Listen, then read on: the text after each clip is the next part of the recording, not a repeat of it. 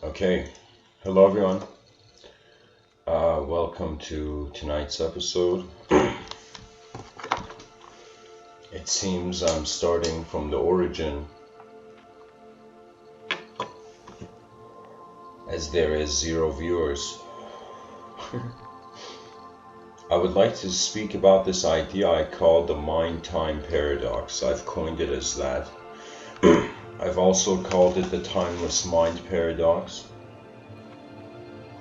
But I wanted to share a very important idea that we can pinpoint the body in time, but we can't pinpoint the mind in time because we need the mind to create time.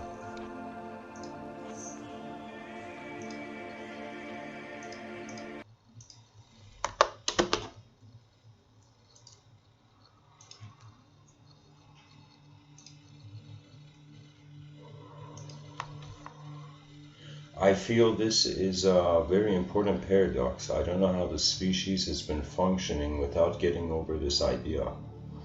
You know, I think about my relationship in existence and I'm considering it a space-time continuum. I consider that I'm a phenomenon, some sort of phenomenological object in a space. And so the first relationship I have as intelligence to the moment is that I am something in the space. That's where many of our ancestors started. Their eyes opened to the world and they realized they were somewhere. Now, being a creature in space, you can say without time. Imagine the concept of time didn't exist. Imagine human beings hadn't figured out the days it takes for the earth to revolve around the sun. So what would that time of life be?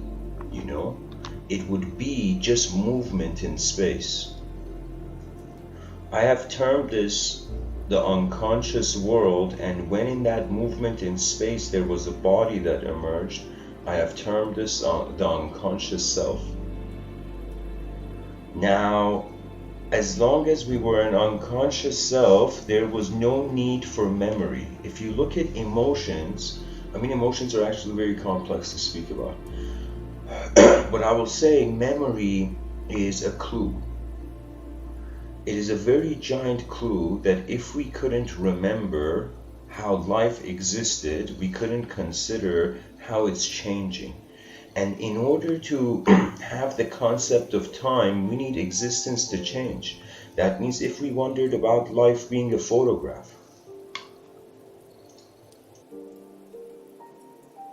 if this universe was a photograph, there would be nothing changing in time. We would just be pictures in space, but we appear as a film in space, at least to ourselves. Now, the analytical philosophers, they see in some sense that we are nothing first. And I feel the continental philosophers feel that because it's unknown what we are first, it can't just be nothing first. Right now, when I consider my body, my biological body, my human body is existing in time. So I can pinpoint an object in time. But because time is a subject, how can we pinpoint an object as a subject inside a subject? This goes along the lines of I don't know if I gave the talk or I wrote it down to give it, but it was this idea that can a subject be free? We know that objects can be free based on how they're defined to be an object. For example, in our history, we in some sense celebrate freedom. And victory is an expression of freedom. But freedom at what scale, how long the journey is, all of these change the value of the moment from a battle to, I would say, a war. It's kind of like that saying where a person like in an action movie, gets their ass kicked, and then they're like, "You've won the battle, but not the war. I'll be back."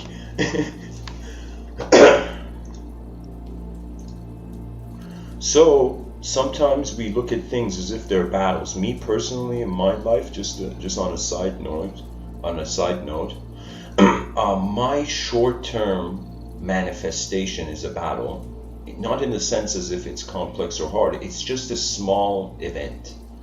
So one can look at their whole day. Let's say you wake up from the morning and you sleep at night. You can look at that whole day as a series of events, literally a bunch of dots making a line, or you could see it as a straight line. That means sometimes when I sleep, I try to see my whole day. I was like, what happened today? Like usually before I fall asleep, I have that observation. And that's when I start pinpointing these moments in my life. And the way the memory works is we are designed to use memories more than reside in them or as them.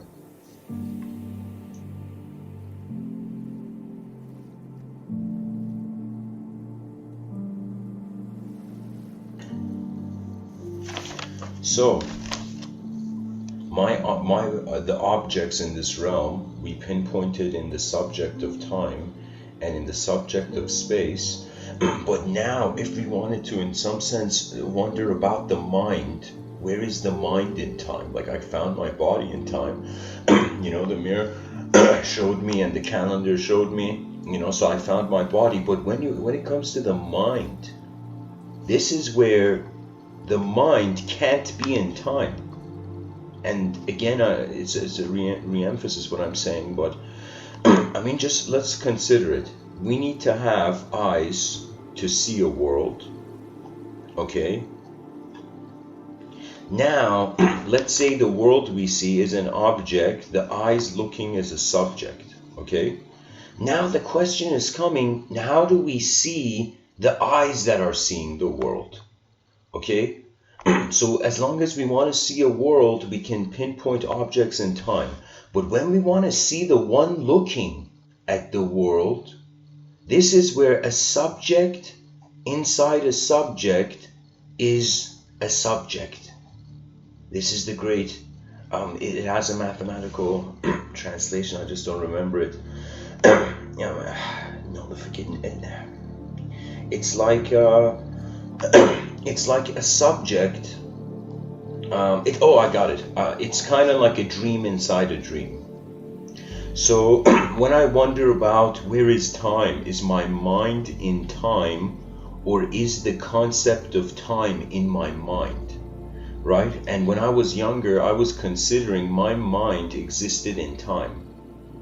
But I will tell you now it is very different. My mind is an unknown energetic presence, and my whole life is to try to figure out what the relationship of the individual observable components of my intelligence are to the unobservable experiential inner dimensions. That means just think about it. Imagine in front of your eyes there's a world, behind your eyes there's a world. Now imagine the world in front of our eyes. Of course it is endless, but imagine it had an end. Imagine we figured out everything in front of our eyes. The only thing left would be to wonder no longer about what is the progression of an object, but the progression of a subject. And here it is actually a timeless experience. That means it's like someone reading the dictionary and seeing the word time.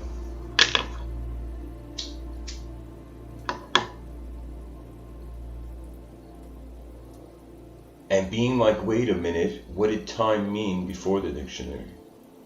What did time mean before our declaration? And that's the interesting thing.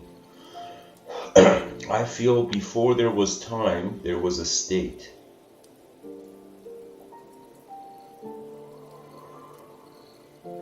For me, geometry is older than numerology.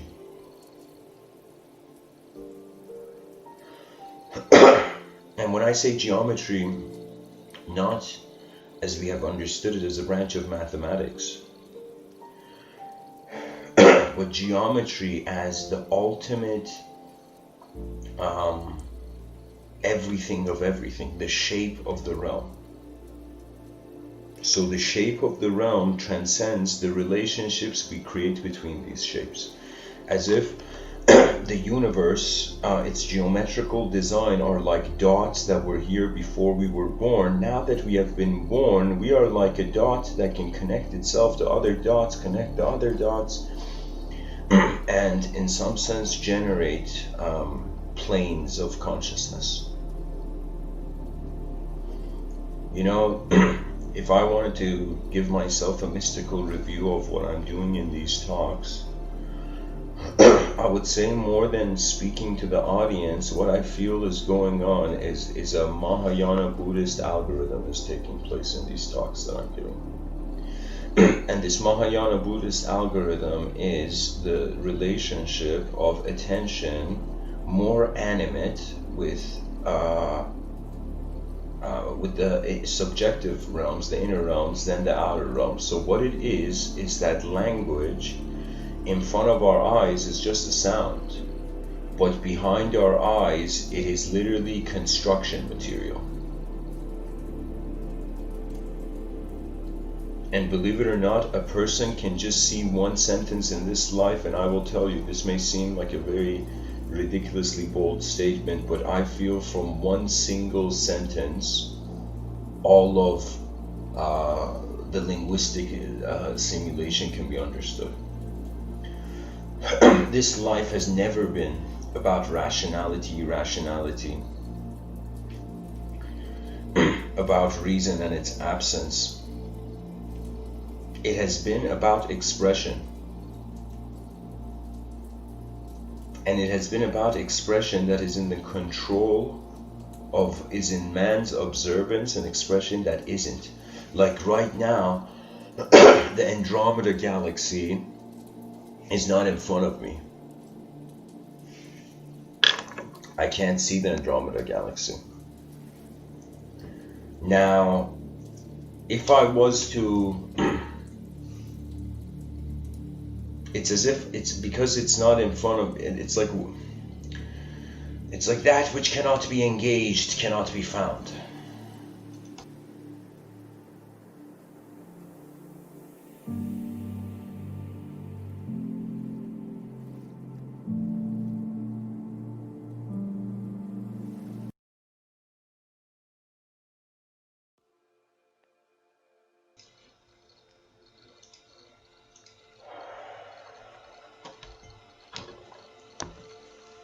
So easily we entertain ideas as ourselves.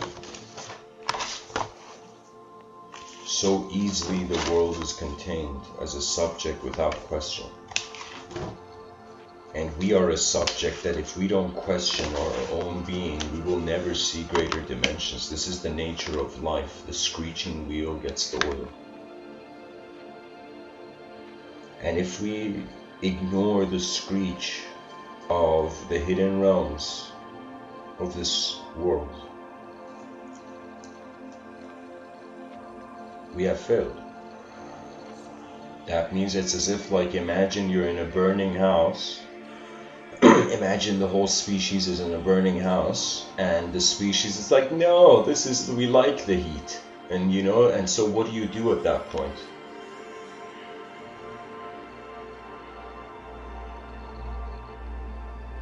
You leave the burning house, and then for eons you leave the burning house.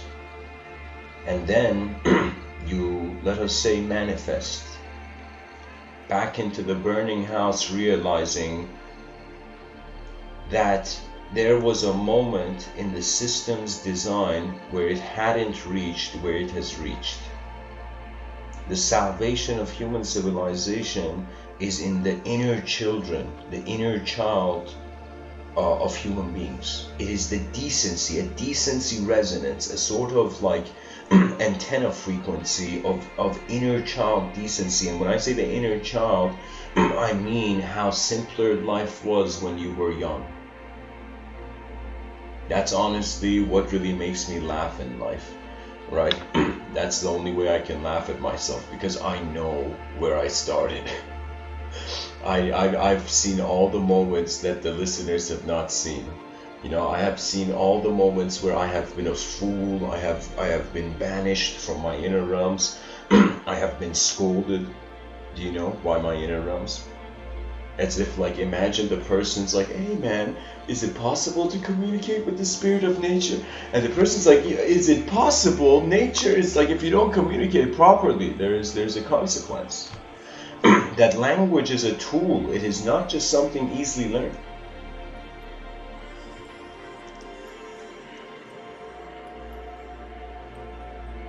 So this inner realm scolding, I'm not saying it's like the manifestation of the conscience in the inner realms, but what I'm trying to point there is that there are many moments in life where we are not a character in a story. We are an unknown watcher, part and parcel of the movement of the landscape. As if this planet, what we are considering is a planet and human civilization is on, technically is just an existential event. And so an existential event has an origin in time. So the biggest clue that time is an illusion is because it wasn't here in our analysis. That means if there was a moment in the system where the system didn't exist, there was a freedom prior to that system's interference.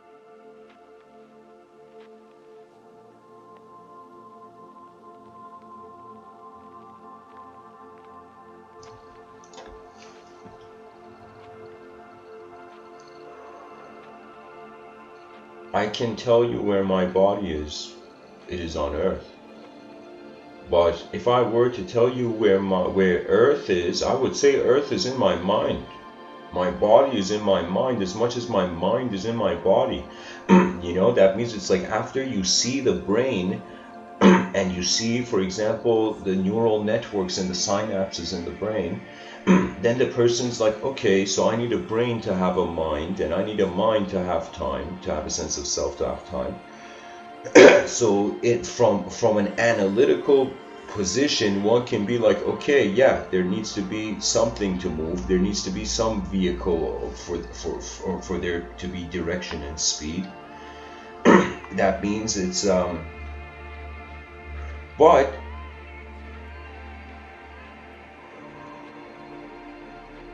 the body is in the mind as much as the mind is in the body. And that is the whole aim of metaphysics, to make the being realize it's not just a relationship of matter in space. It is also a relationship of space and matter.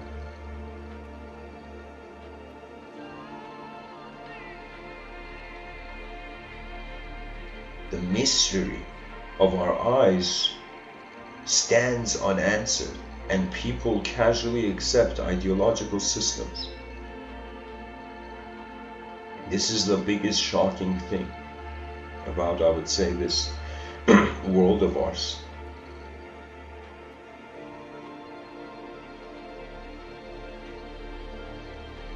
It fears the unknown, not realizing it has come from there. That means what some people call death, some people call return to the origin.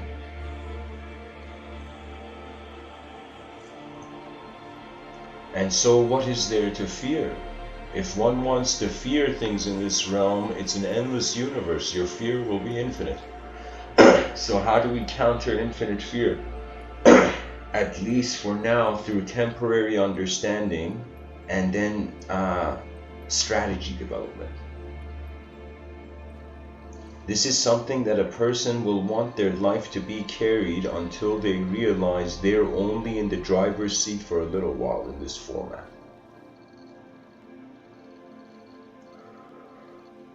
The mystery of the mind takes us to the mystery of how language is being used in an instant, or how is it being evoked. I know personally that if somebody comes and says apple pie to me, I'm going to imagine an apple pie, like an apple pie I've seen in this life, that word, or I'm going to see the letters of the apple pie based on how I feel, or I'm going to see like a film where I saw, you know, an apple pie. And I better not name that film, but but the whole idea is that the sound, the word apple pie, generated inner phenomena, inner landscape. Now, what if one is in a silent moment and phenomena is generating in the inner landscape? What do we do about that? That means, let's say there is a human being. Let's say we have 3 different types of human beings, okay? One of them, one human being,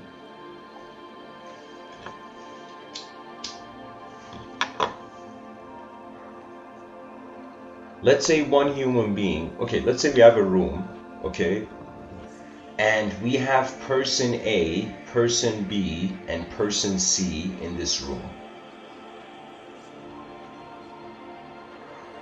Now, person C speaks to person A, and person B speaks to person A. So person A speaks to both person B and C. Now, person A sees person C in front of it. Example, like this is in the future, there's stealth clothing. Like there's invisible fashion. For the first time, there was a runaway where people were like, oh my God, what is the fashion? And then they see it's invisible, you know? You know, can you imagine invisible fashion? Technically, it becomes fashionable to dress invisible.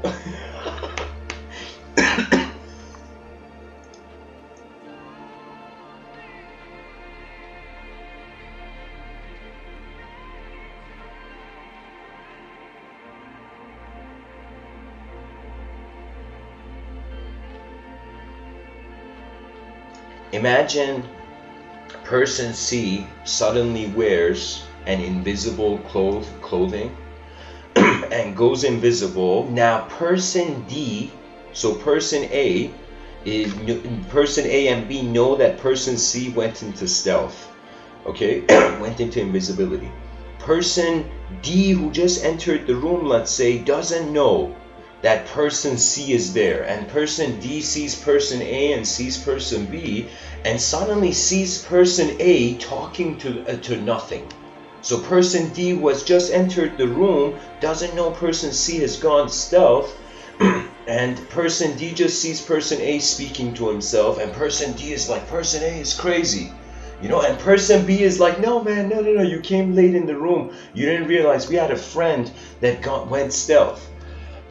And now, let's say person D is like, I don't believe it, I don't see a person here. And now let's say person C suddenly reveals himself. Before person C revealed himself from the invisibility, person D thought person A and B were insane. That means we can say considering insanity is as insane as insanity. To some degree. Now, I'm not trying to say that we nullify like psychological analysis so far. Like psychology has had a kind of dark chapter, but then it quickly got past that. Now it still has a secondary dark chapter, which it's battle between a sort of chemical resolve. But beyond that chapter, it's going to go to a point where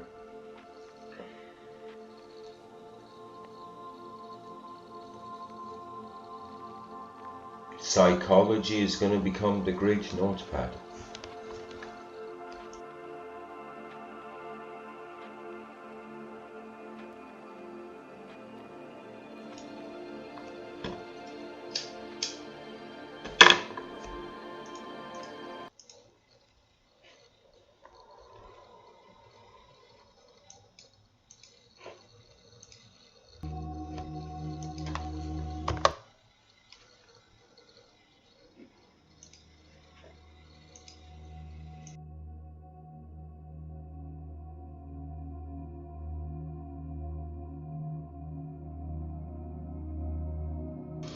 So let me actually consider that, let's say you're a psychologist listening to this talk and you're like, okay, this random person on YouTube is bringing up this point that we can't experience time unless we have a mind.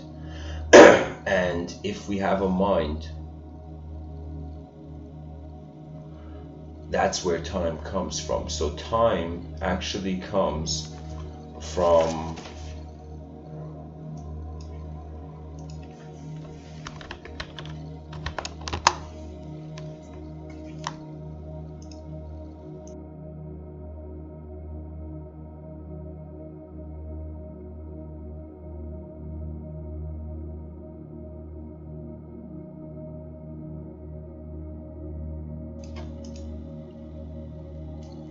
excuse me.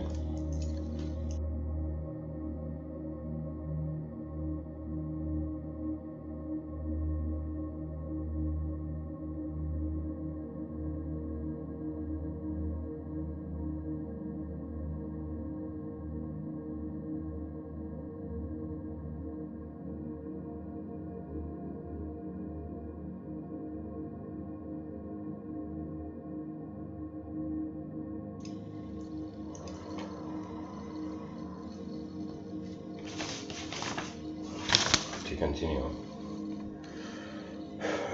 So if we need a mind to have time, and we're trying to understand our mind through time, it will never make sense.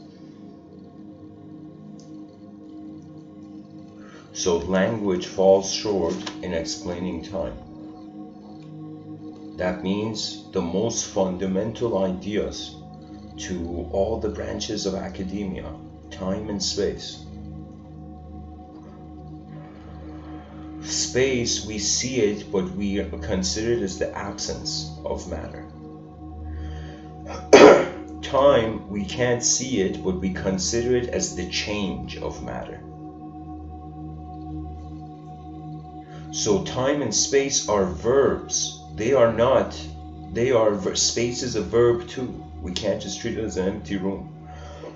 In some talks I've said space is like an ocean. It has currents in it.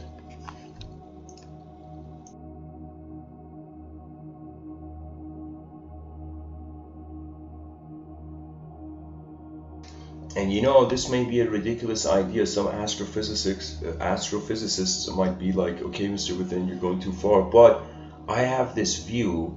Imagine we had a circular fountain, okay, a circular pool, okay? Or I'll say it in a different way. Imagine we had a bowl of water, a giant bowl of water, and we threw ping pong balls of different sizes. So I feel if we say particles are vibrating, and what is the earth is a giant particle collection.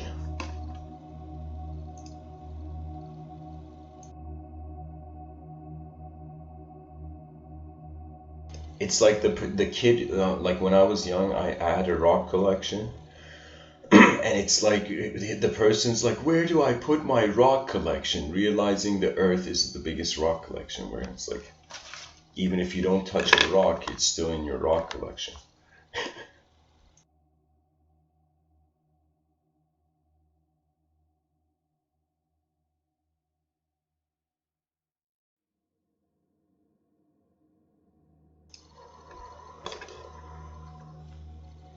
So nouns will never understand verbs, because in order to do so, they will have to become multidimensional. So we will never understand time and space if the world is multidimensional. That's my point.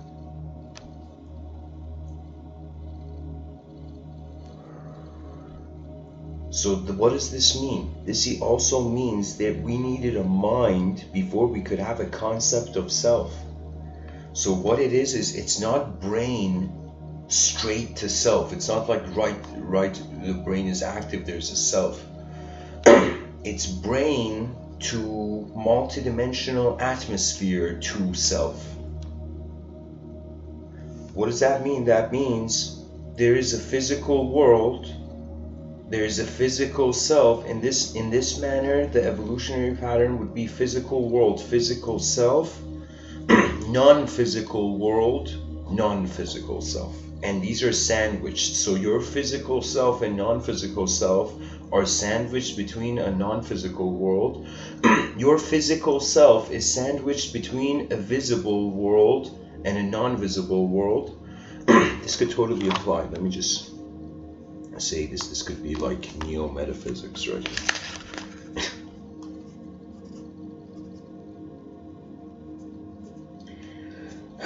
Let's say we create these acronyms for it.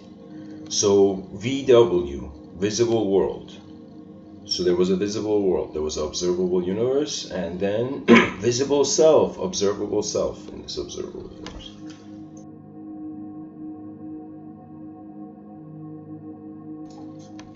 Now, from the visible self, if we say that it's there's a non-visible world between the visible self and the non-visible self, and let's say this pattern repeats. So this is my explanation. I think I found a way to define. So a visible world is between Jesus.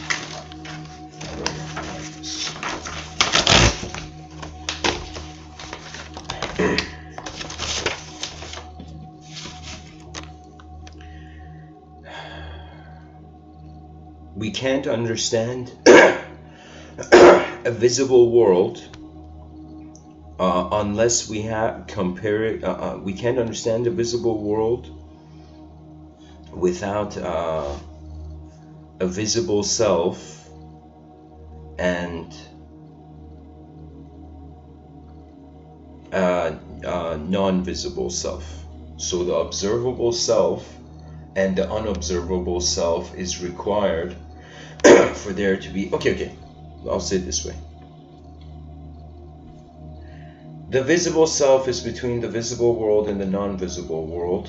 The non-visible world is between the visible self and the non-visible self. The non-visible self is between the non-visible world and the visible world. And the visible world is between the non-visible self and the visible self, and I could see this whole pattern repeating, spiraling. So anybody who wants to understand metaphysics in regards to if you want to learn about an unknown world, you have to study the visible self's relationship with the non-visible self. If you want to comprehend, I know guys I'm repeating, it's just I'm trying to polish the geometry of the idea.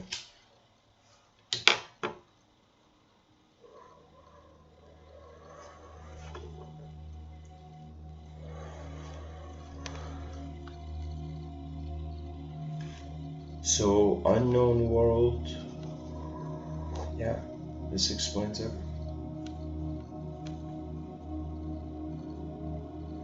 So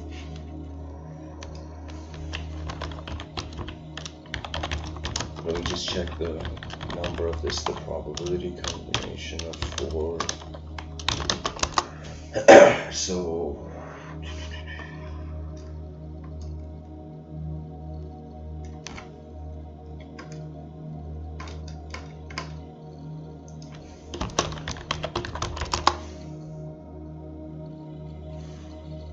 okay, so the value of this would be 4 exclamation point 24. So there is 24 probabilities of there is 24 states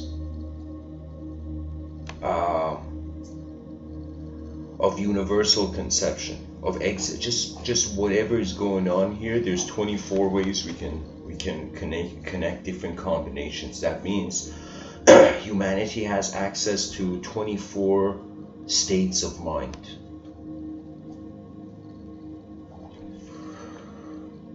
That means metaphysically, I'm speaking about a multidimensional sense. That means we have access to 24 possible dimensions. And these are dimensions that we can access with a certain level of consciousness, and some of the dimensions we weren't even there, but there was dimensional presence.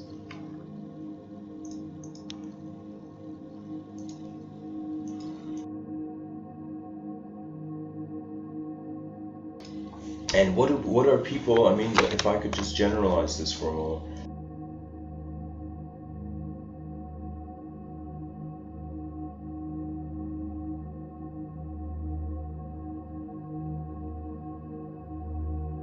People on this planet, there was this show where there was a character who was dying in the show, and there was another soldier who was like that character I'd say pretty much, and that character gives that soldier pretty much wisdom, last words of wisdom before he dies in the show, and he says everybody in the world had to be drunk on something.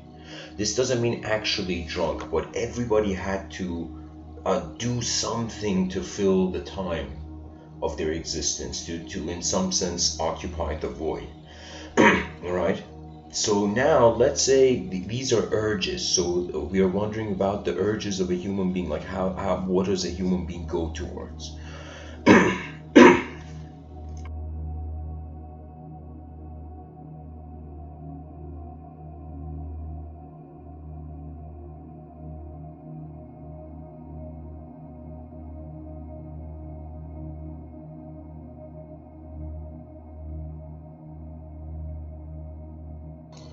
Or let's say, what are the 4 canals, C-A-N-A-L-S, canals of desire?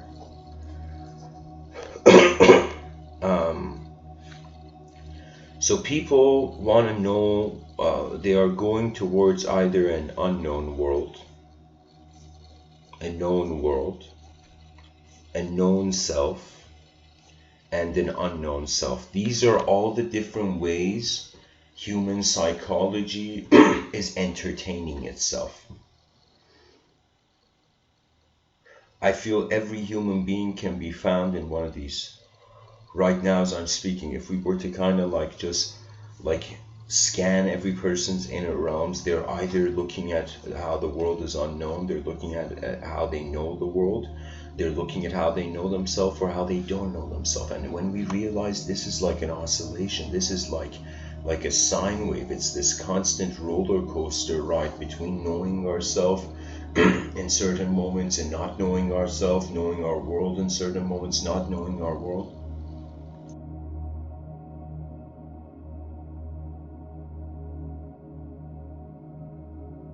Even instead of 4 canals of desire, I could say 4 ultimatums of human activity. Right? And wisdom, the wisdom traditions of the world, they were focused on the unknown world and the unknown self. Why? Because these you can't explain. Like the known self and the known world, yeah, we turned it into nouns. But if the unknown world and unknown self, first of all, have a higher dimensional possibility, and they're also dynamic, that means there's no way for us to understand something that is changing and moving beyond our sight. So this means the edge of knowledge, we have hit the glass ceiling of language. And how do we solve this issue of like not being able to pinpoint the mind in time, because the mind is creating time?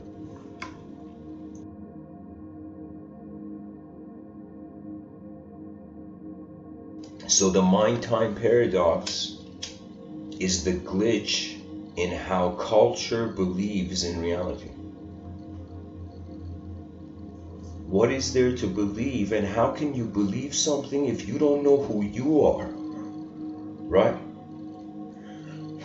That means whatever I'm saying here in these talks, deep down I know that there's unknown variables at the edge of the thought process.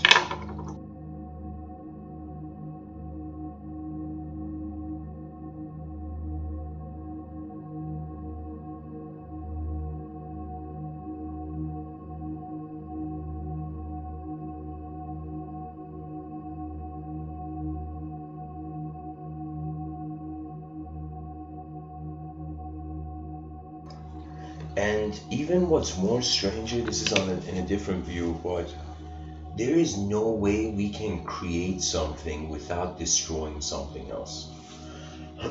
And when I say destroy, that means it's a dimensional exchange.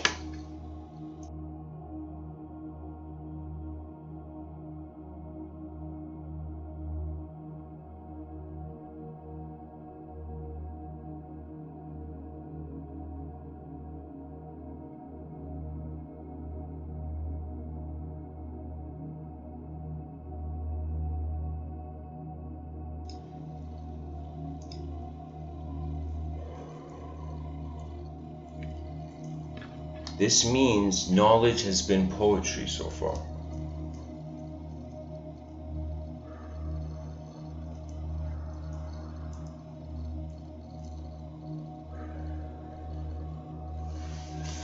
So what do we do with this mind-time paradox puzzle? Let me see how I can approach it like this.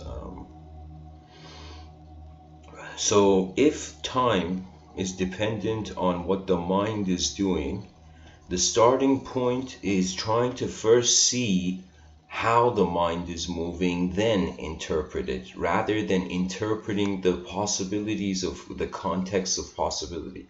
A person never knows until they try. I firmly feel this is a sacred law in the realm. Anytime effort from your sincere effort from your inner realms goes to the outer realms, the world, not the world, nature, the spirit of nature requires to respond to that exchange, right? You know, you can say there's some human beings who are communicating to people, and there's some human beings who are communicating to a planet. If people hear it, nice.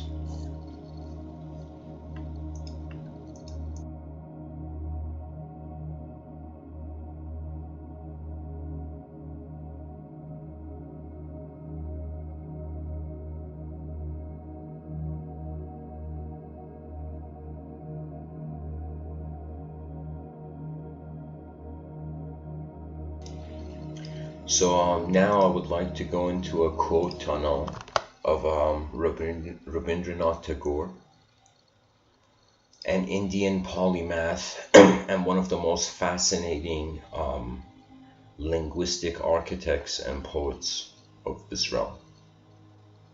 That means I'm going to read you a bunch of his quotes, and you're going to see why this is a very rare human being. Rabindranath Tagore says, Tagore I'll say for short, but of course respectfully, Tagore says a teacher can never truly teach until he is still learning himself. A lamp can never light another lamp unless it continues to burn its own flame.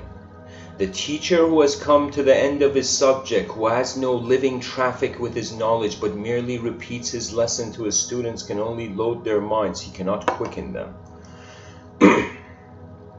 Yeah, this is the hardest thing.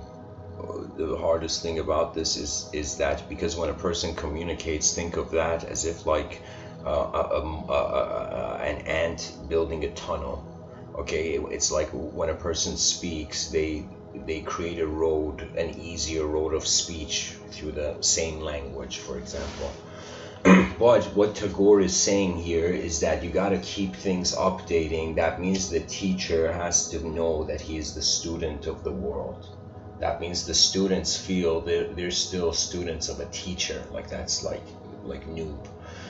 You know, when you realize the teacher is the world, what is actually happening in the world, that's where all teachings are coming from. That's where all that's what all teachers are looking at to share. Then the teacher has given the student the ultimate, and this is why it has been very hard. Let me tell you why. If the teacher told the students that the mystery of the world remains on the same level as their unfamiliar minds are, that means if a teacher has to admit that the world is more unknown than known, there is no justification of why that should be taught. So even though there can be teachers in this realm, there is never a reason to teach, right? And I would say the best approach at least would be, as Galileo has said, you can never teach anyone anything, you can make them realize it within themselves. That means the teacher is not there to make sure the student understands.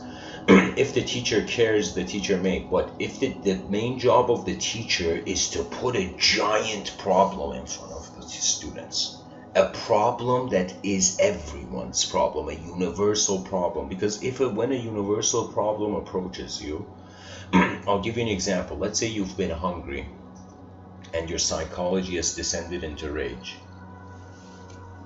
That's you are witnessing or experiencing a global problem. So the person who wants to challenge world hunger, I'm telling you, those who want to tackle the big problems in the realm, life will open the big doors for you. But those who want the small problems, they're just aiming for the small problems of the realm. I mean, the small or have already considered themselves small.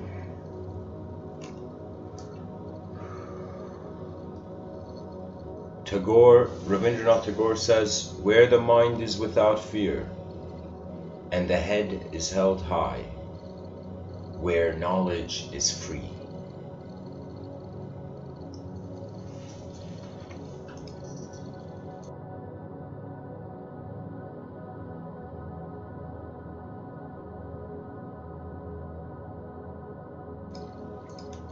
Rabindranath Tagore says, the one who plants trees knowing that he will never sit in their shade has at least started to understand the meaning of life.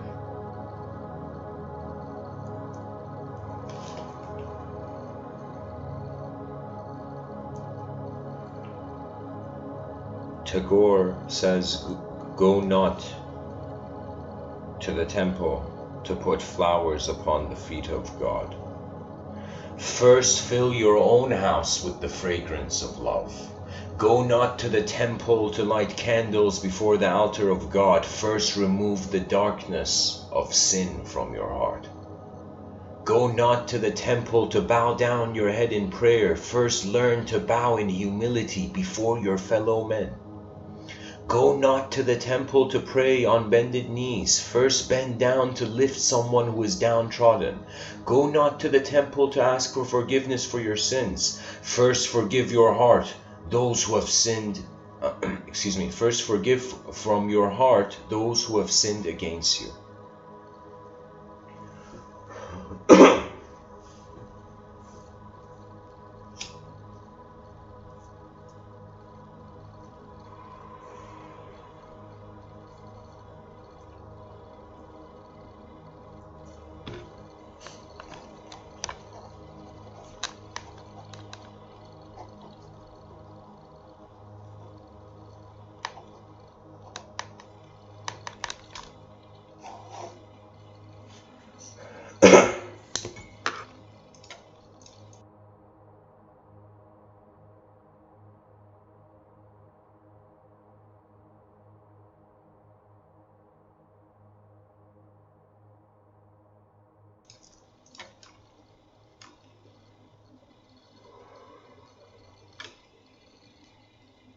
Rabindranath Tagore says, everything comes to us that belongs to us if we create the capacity to receive it.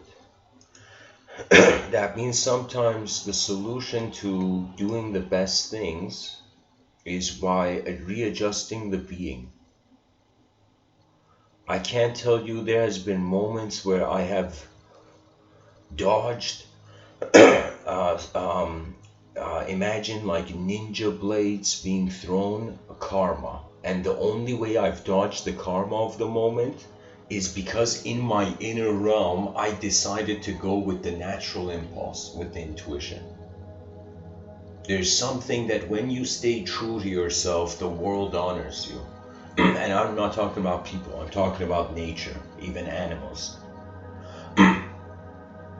You know, random events, really everything is random in this world, you know.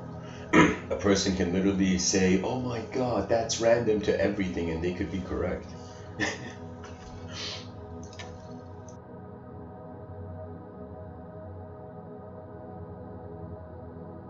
It's like 4.5 billion years of evolution on a rock in the middle of nowhere. You know, it's like, how random. That's so random. 4.5 billion years is so random, you know. A philosopher cannot accept a mask for the unknown if direct experience has its foot in the door of the unknown.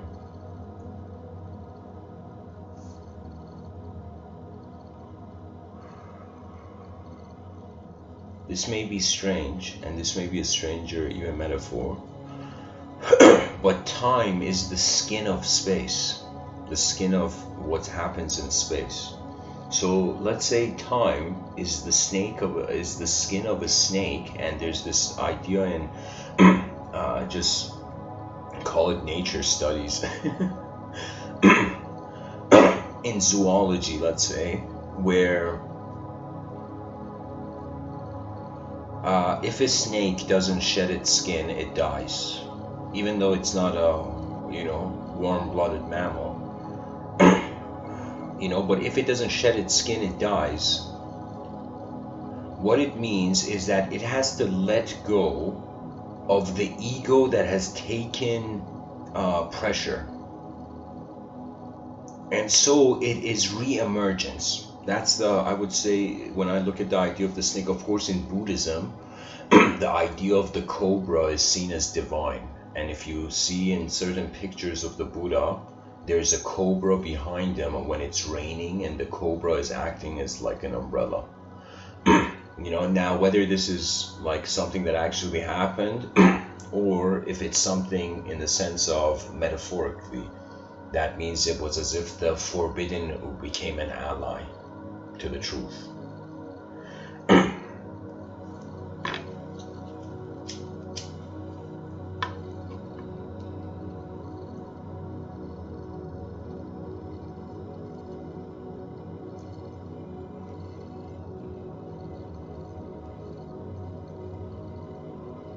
So time could be, I don't know, see it as the metaphor of the skin of the snake, see it as a cocoon where the metamorphosis, the caterpillar comes out, see it as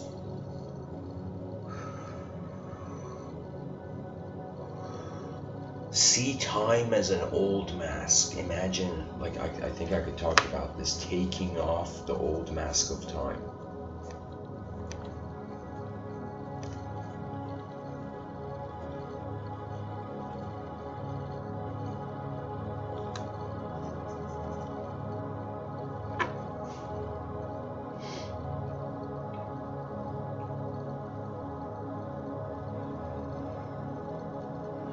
If the mind is a river of activity, our first question has to be, even though our body seems individualistic because we have limbs and we can move on the earth, but is our mind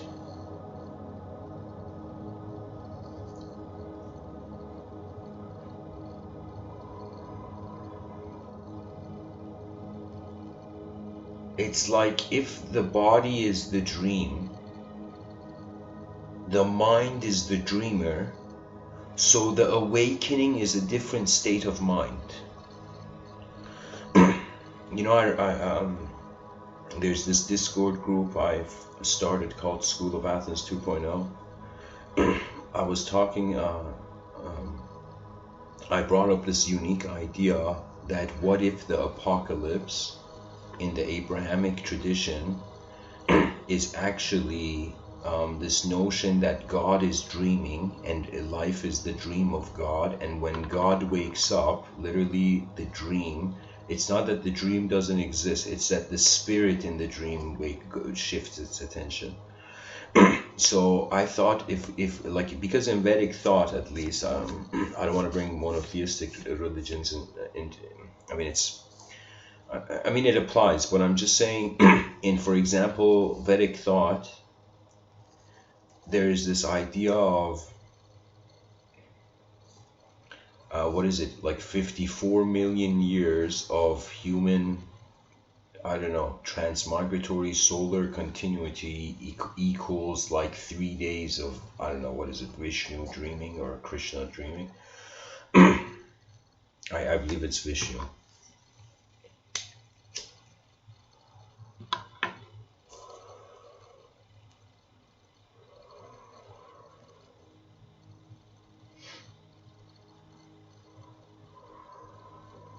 So if in ancient books they said 54 million years equals 3 days for a god, and that we are in the dream of that god.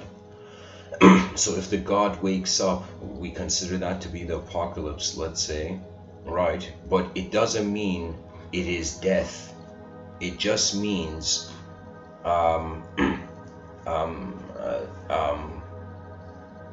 man, as God woke up from man. It's like man woke up from God, then God woke up from man.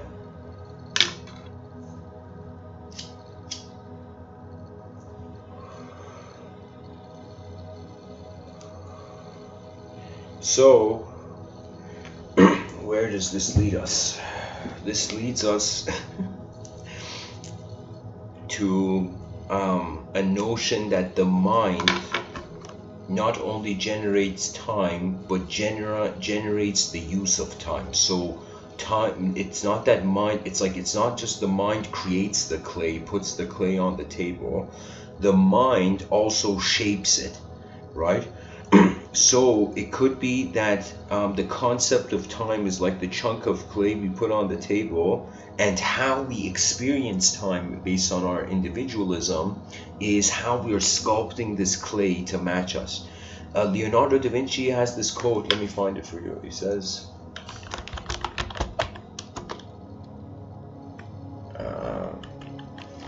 says, time waits. Let me see the full quote.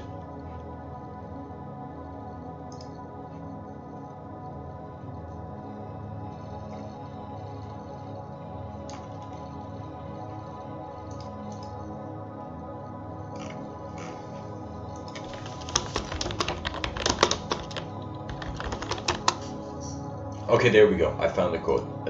Leonardo da Vinci says, time stays long enough for anyone who will use it.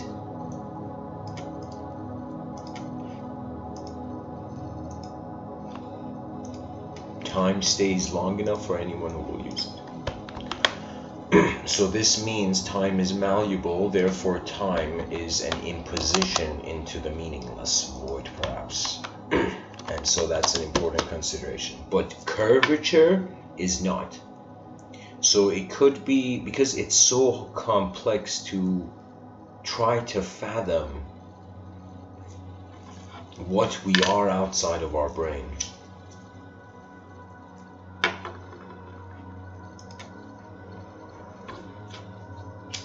Like, I think that's a giant philosophical question. Do we ever see the outer realms, or do we see the outer realms plus how our brain is happening? And because our brain is happening through a lens of a unique DNA, it's as if we can never see the outer realms as they truly are. We see the outer realms as we are. Right? So if you're a happy person, you feel everybody has the potential for that happiness. If you're a sad person, you're like, everybody has the potential to be sad. Why are people so happy? Let's say if you hate the world, or you can suddenly be like, everybody hates the world, man. It's not just me. So the mind can overlay its own glow upon inanimate rooms, inanimate dark rooms. And it comes to the experiential mystery. That means this. Let me tell you what's happening. It's as if all of academic advancement, all of knowledge is on the thin ice of language. So I want everybody who's listening, there's 4 people listening right now, to visualize all knowledge, this is a strange idea, but everybody who is holding on to known linguistic knowledge of the observable universe, as if they're all on a giant lake that is thin ice.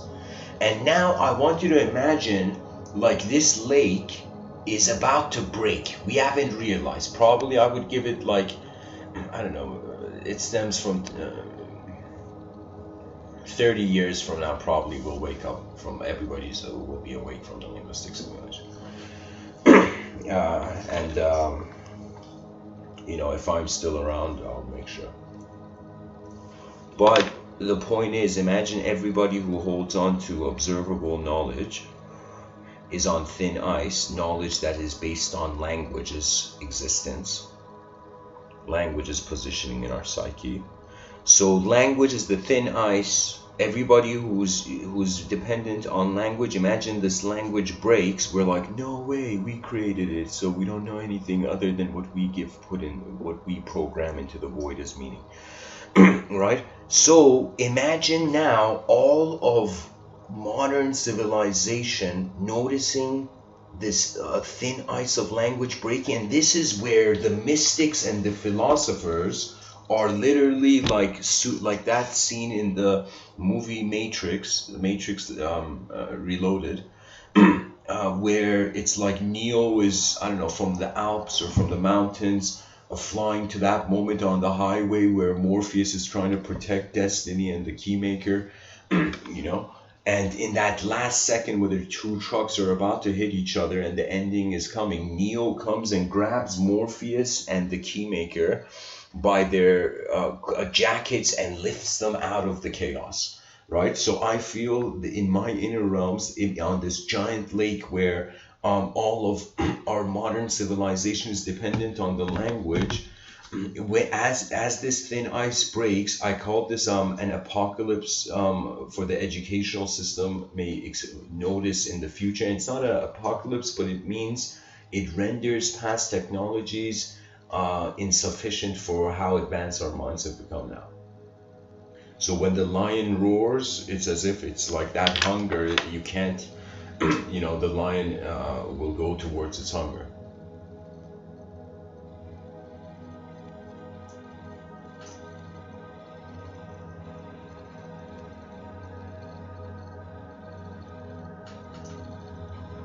The lion of the soul roars loudly in the void.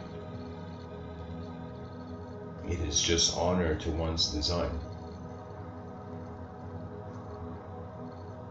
It's kind of like being a human being and being like, oh yeah, the purpose of life is to use this. But if you can see beyond humanity, how would you use your humanity to serve the beyond? And the only way, at least secular culture, can serve the beyond is to serve its own future.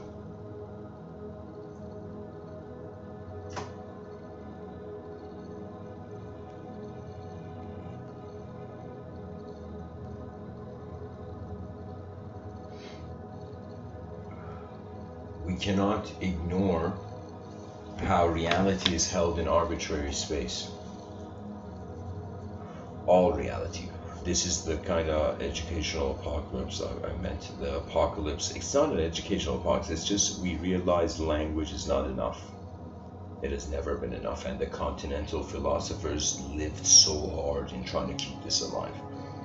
You understand, like, the modern world right now doesn't appreciate the value, what the continental philosophers did. The continental philosophers did something that even the shamans would thank.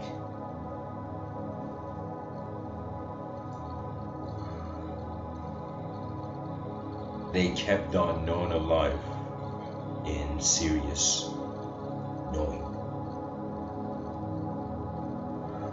Anyways, so the question comes to ultimately, is reality imagined, or is imagination real? I feel this is where we come to, ultimately. Now, if we treat imagination as a verb, and reality is a noun. So ultimately it means if reality is imagined, it means the verb was in the room, the verb truth was in the room before the noun truth. If the noun truth was in the room before the verb truth, let's say,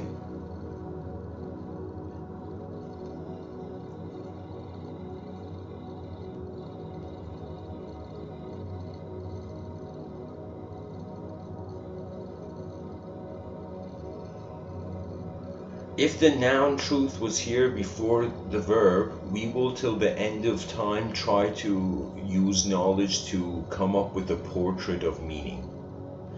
This strategy is not efficient if there's 0.01 amount of 0.01% chance it's multidimensional.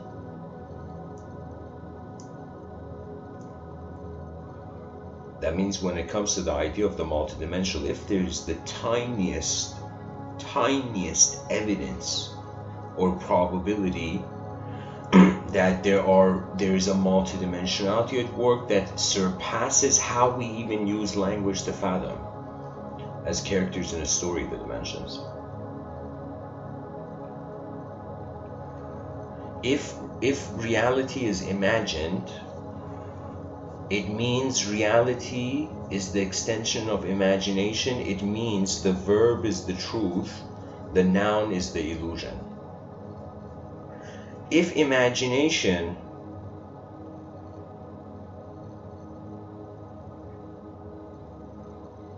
I think I said it the other way around. If imagination is real, no, I said it right. If imagination is real, the verb is the extension of the noun. So you see, in one manner, one side of the coin is important. In another manner, there is no coin.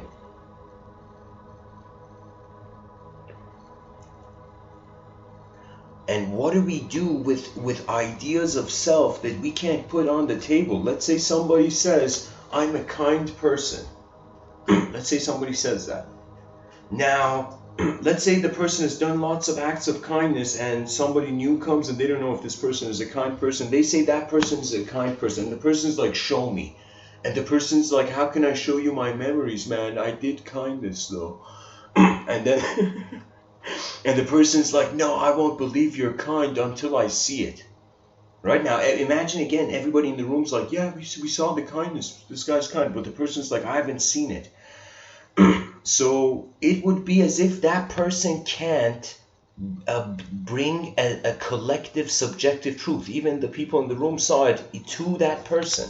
So even if we find evidence, where do we draw the lines of what is evidence?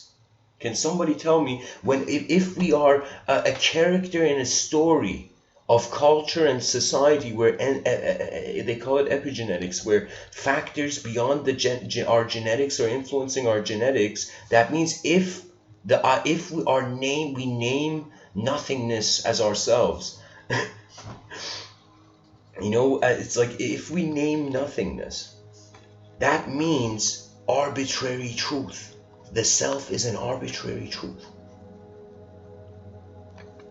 So an arbitrary causal position. And so this means reality was imagined. And now it's like that reality that was imagined, okay, now that first wave of imagination was taken in as real, and it became the first letter of the alphabet, it became the first number, and then we managed to use our brains to contain the world to ourselves. Slow hand clap for just evolutionary advancement. Oh my god.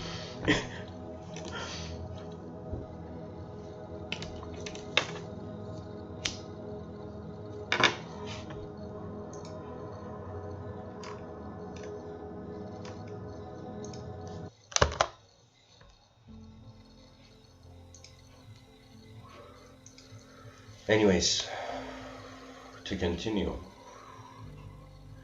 Rabindranath Tagore, with the quote tunnel, I mean, Rabindranath Tagore says, the highest education is that which does not merely give us information, but makes our life in harmony with all existence. Because why do you want information? To probably improve something, right? And improvement means balance ultimately. It means you're finding the equilibrium in your own, between your inner realms and outer realms. And that's a huge thing. Any person who finds that equilibrium, then they understand why there was this strange advice, be yourself, be yourself. People in different walks of life have been saying, why? Because when you are yourself, not only first you experience your real karma, but you experience the real self. And that real self, based on who you are, can animate. For some people, they get caught with the images. With some others, they actually appreciate the space. So for me, my school of thought in regards to the soul is beyond the personality. So the soul can't really have a story. It is the mind that creates the stories. So the soul is like the unknown X variable in the, let's say, mathematical equation of reality. Tagore says the most important lesson that man can learn from life is not that there is pain in this world, but that it is possible for him to transmute it into joy. That means recycle your suffering into something forward.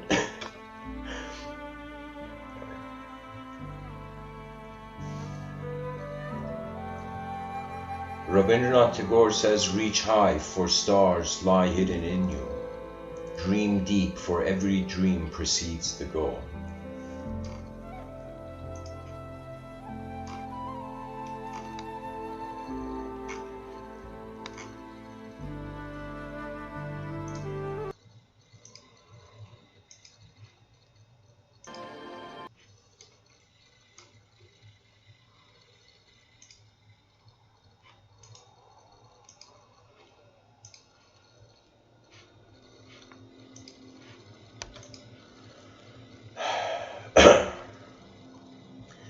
Rabindranath Tagore says, if you cry because the sun has gone out of your life, your tears will prevent you from seeing the stars.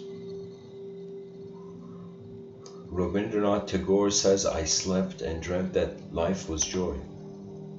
I awoke and saw that life was service.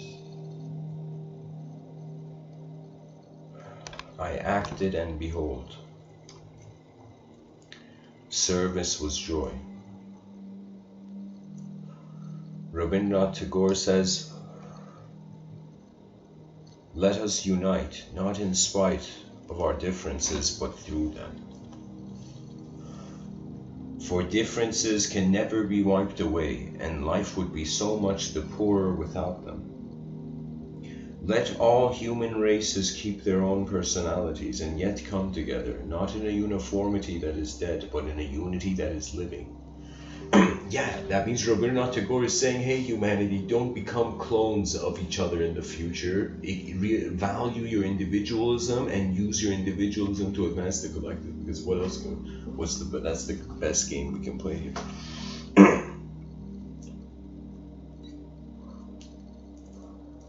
Rabindranath Tagore says a lamp can only light another lamp when it continues to burn in its own flame.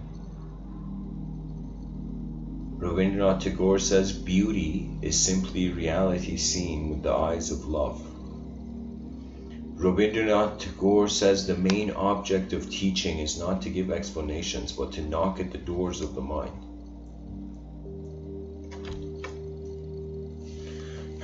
Yeah, I'd agree with that. But instead of knocking at the doors of, the mind, I would say it's literally in a battlefield of the space-time continuum, shouting at the realm, look at where you are.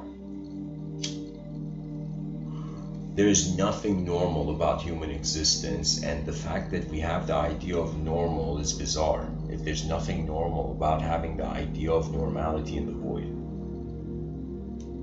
Therefore, the linguistic simulation has gone out of control, and the analytical philosophers have worshipped the linguistic simulation and its correspondence to just materialism. Because let me tell you, how many human thoughts do I would say any person with common sense could fathom this. Imagine 8 billion human beings. How many of these 8 billion human beings, their mindsets are in accordance to physical reality? So many people are chasing their dreams. Just look at the language of culture. Chase your dreams. The dream is not real. So we are chasing the unreal and glorifying it as knowledge. And what I mean by that is that we accepted, matter changes, thought changes.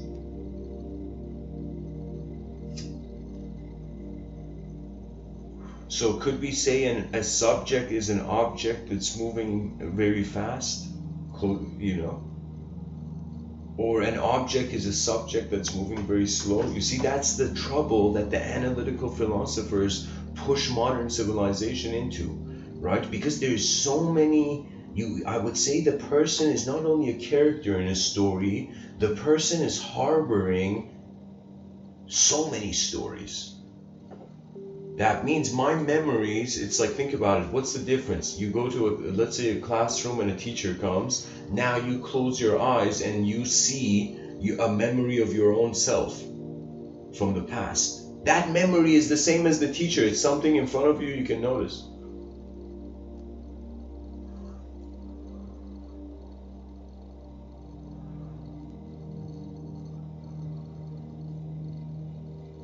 Mystery is an incredibly beautiful word.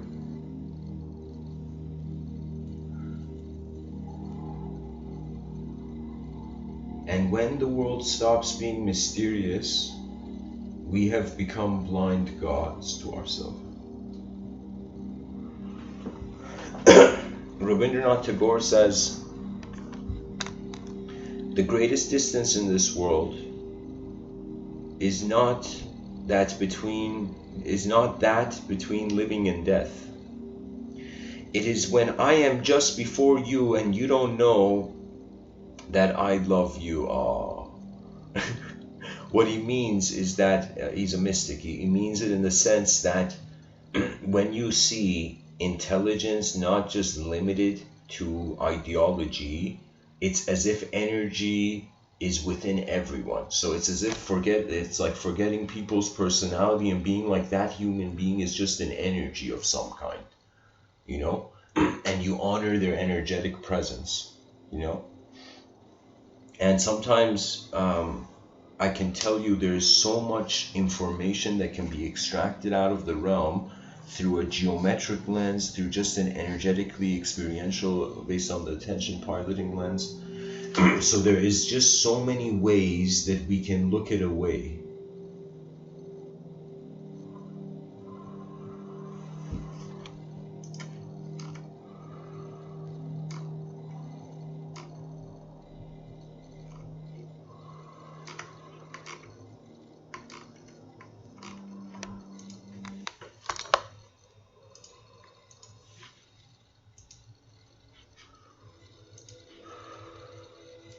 Rabindranath Tagore says, the small wisdom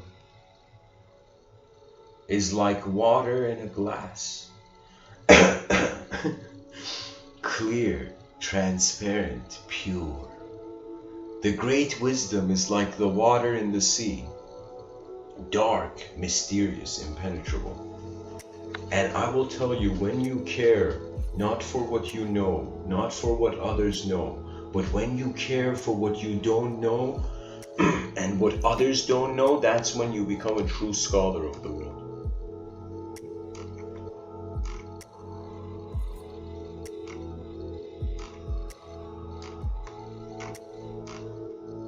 The song is to astronaut floating in space, like, hold on a second. Okay, never mind, it just got good.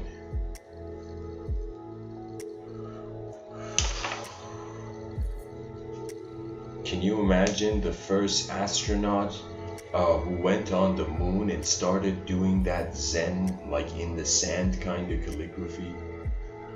You know, with a rake. Like, I don't know what it is. It's like the Zen practice where it's as if you can be anywhere. This is something really incredible for people to try out if they're near a beach, right? Get a stick and just move the stick on the sand, but you are thinking of nothing else. You're not even being anyone moving the stick. You're just watching the rhythms of not just your biology, but of the trust in your biology leading to the trust of the inner landscape.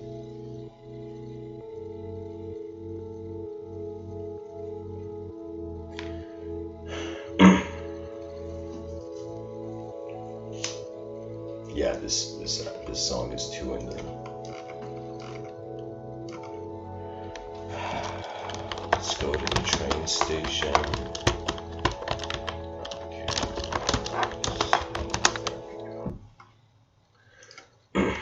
Okay, this is a different song, but I think it'll work.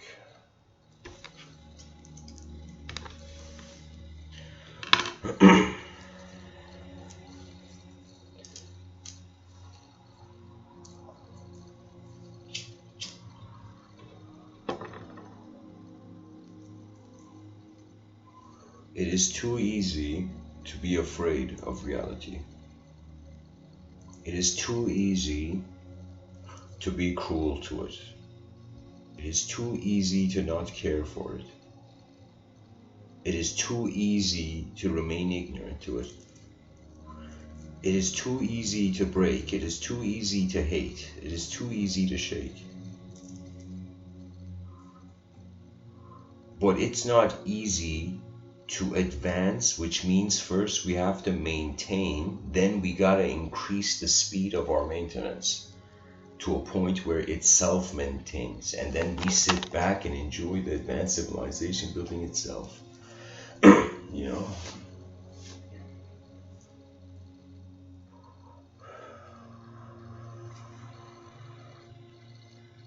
Imagine the seeds of an advanced civilization being built in the shortest possible time as a strategy to an advanced civilization on the living earth is to set AI algorithms that are trying to solve the questions that we are too tired or we can't have the energy for that many levels of processing.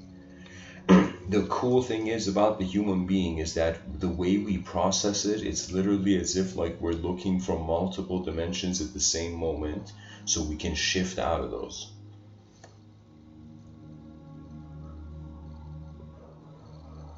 People don't realize it, but it is an incredible feeling when your mind trusts itself and activates. This is really possible on this earth. We're designed for this. And I feel karmically people will find moments in life where they're just staring at what it's all about, and they shouldn't fear those moments. Those moments are the closest thing to materialistic divinity. Philosophy is really, that means it's as if like there was a scientist and a philosopher and a psychologist in the room, and the mystic came in the room, let's say that as the spiritualist came in the room and shouted at the the spiritualist. Okay, oh my god, I got the best metaphor. Okay, so imagine we were, there was a ping pong match between a scientist, a psychologist, and the philosopher. Okay, and imagine there was a ping pong match also between, on the other side, being the religious person, let's say the religious archetype, being the religious man, then being the spiritualist, and then being the mystic.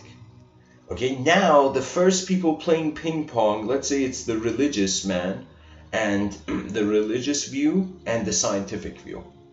Okay, so now these two views have come and they're playing ping pong. Okay, now for the religious view, as a counter to the scientific lens rendering imagination as unnecessary, even though we see something. I mean, like, what's up with that? Even though we can't touch our imagination, we can see, we can access it on a design level. So now, okay, even outside of ping pong idea, just the scientist is fighting with the religious person. The scientist pushes the religious person. How dare you, in a world where there's physical observable laws, talk about abstract, personalized, universal narratives? Now the religious mentality, and let's say even the other way, if you really go back in history, like the atheistic view sees religion hit first. If it was a bullying issue, religion bullied first, and then now, of course, the atheistic mentality is like, they bullied us for centuries, sit down now, like, but regardless of what approach is made in regards to the cultural program, which really the term theist and atheist, they're just culturally valuable, when it comes to reality, it's just endless known marching of systems into the unknown and updating it as they experientially develop. So now the religion, let's say okay, I got it. The religious person pushes the scientist, let's say, in the room that are playing ping pong. They're fighting. The scientist pushes the religious person back. The psychologist comes in beside the scientist, and the psychologist pushes, like, how dare you touch the scientist? The psychologist pushes the religious person who hit first, the religious view. Now the spiritual person comes in. How dare you hit the religious person? Okay? So the spiritual person comes in now, pushing the psychologist back. Now this is where the philosopher comes in. Okay? And I could have even created a lens fourth where the mystic comes in first before the philosopher, so you could see it both sides, the geometry of it. But now let's say the philosopher comes, or let me say it the other way, because my whole point of the talk was the other way. So, okay, let's say from modern times, the same analogy, and I hope you hang in there. So the scientist pushes the religious. In modern times, I'm saying. The spiritualist comes in and pushes the scientist. The psychologist comes in and pushes, in some sense, the spiritual person. How dare you? How dare you touch the sciences? You spiritual man. And it's like the continental philosophers, it's like, look at the amount of compassion the spiritual man has, that he doesn't pull the rug of language so quickly, I wish I had that much patience.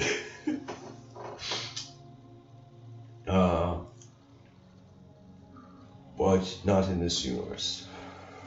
The idea is that when the psychologist pushes the spiritual person back, the mystic comes in. The mystic pushes the psychologist back. That means language. Hey, watch it. It's all language games. Don't become too fucked up. So this goes to both sides, whether you're an analytical philosopher listening to this or a continental philosopher listening to this. So this is where the mystic has come into the psychologist and pushed the psychologist. This is now the role of the philosopher, and this is why in secular society, honor the philosophically minded. They are the multidimensional preservers of the culture.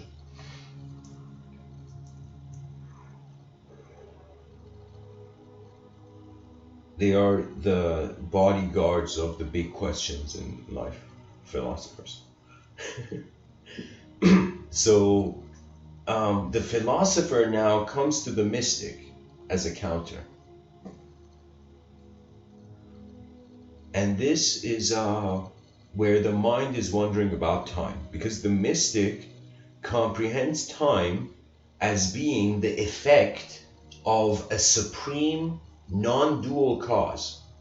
That means for the truth, for the mystic that is even beyond spiritualist behavior, spiritualist ideology, right? The mystic has renounced language, not, because like the outer realms you can't renounce. Your body is technically not in the world, your body is the world, right?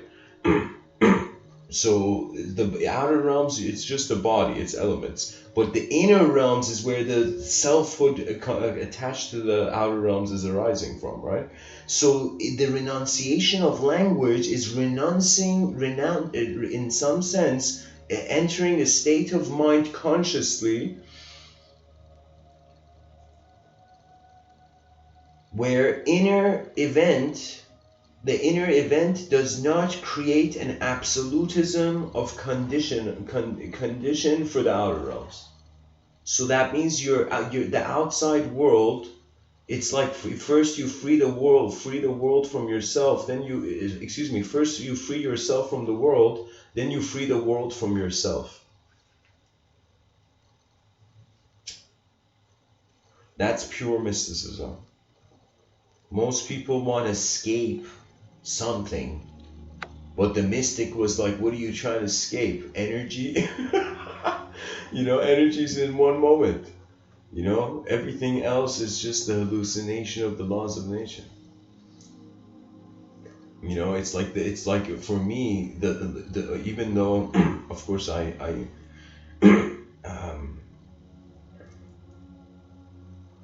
honor the scientific lens when it comes to the analysis of the outer realms, but when it comes to the inner realms,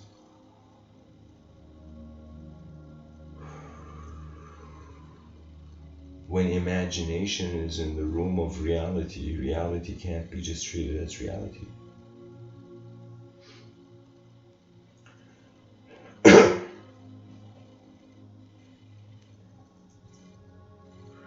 The philosopher means the person who hasn't accepted yet. Because how can you accept a movement? Like if the whole universe is a movement, what thought can we have for it? And it's all like self-satisfaction, isn't it? A person, like look at how easy it is for concepts to become the container of our life. A person can look at let's say a person can look at I don't know, like half full cup of coffee and feel like, okay, the whole universe is like this, half space, half matter, it's a container and it can be held, let's say. And let's say the person goes on thinking the universe is like a half full coffee cup, and that ideology, how many different ways of looking at the world did they miss out on, because the ideology had to be true to them in that moment emotionally, So the species, it's emotionally spoiled. Because it's emotionally spoiled, it attaches to language. And it doesn't realize the language becomes the container for possibility. That means it's like, how many times have we seen it? It's like the person is like, the person tries something and somebody comes and says, you'll never succeed. And the person stops. It's as if that was enough for them to stop. It was just a few mouth noises, and that was enough of a reason for them.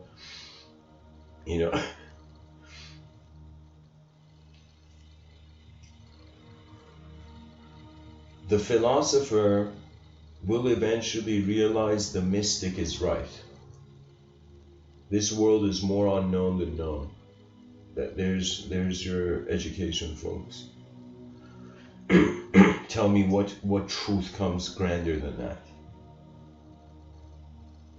What truth comes grander than there being more unknown than known? Perhaps one truth that can come as close to that would be that the known is the unknown. So if you remember your unknown self, you have already remembered an unknown world. So technically it means truth is the unknown, and truth is the unknown.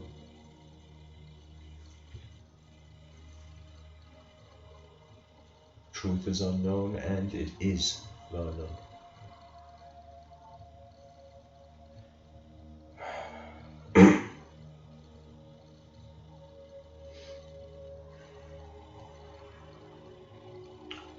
An object needs time. Like a subject doesn't wear a watch, an object wears a watch. So it's like on a sphere in the void, a person looking at their watch, what time is it really? Only like a philosopher would have that watch on there. It's like the philosopher was like, it says 12 noon, or what time is it now? 7:17 a.m. But I'm on a sphere in the void, so I really don't know what time is it right now. So the person, if they really want to be honest, time is a lie. But it's a useful lie. It's a noble lie.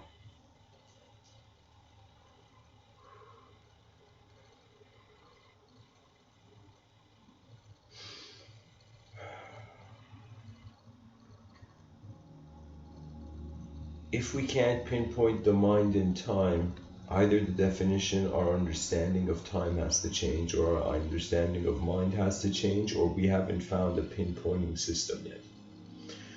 Because I feel language is hollow, I feel we will never find a pinpointing system. It's kind of like we got to just step out of the room to notice it. And if we were to step out of the room of time, we would perhaps be in that state of mind where instantaneous generation is the law of nature. I have wondered about this so many times where I've just closed my eyes and I'm like, okay, so I feel I am being something.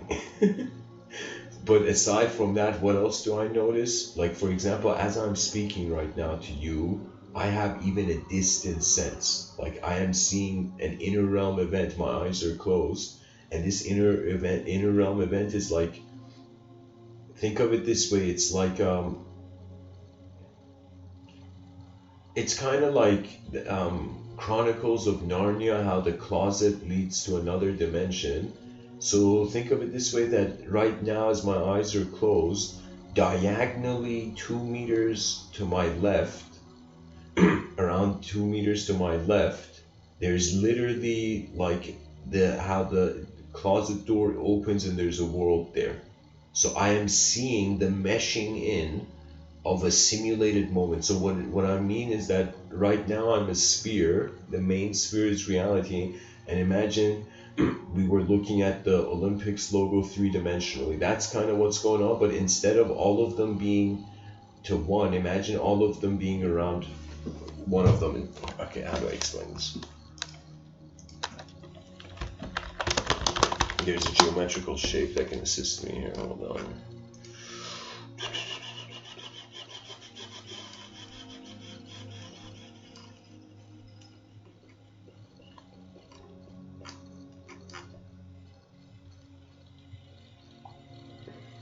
There we go. This works. There's this geometrical shape called the seed of life. And you might not believe it, but I'm going to drag and drop the seed of life right now on the video.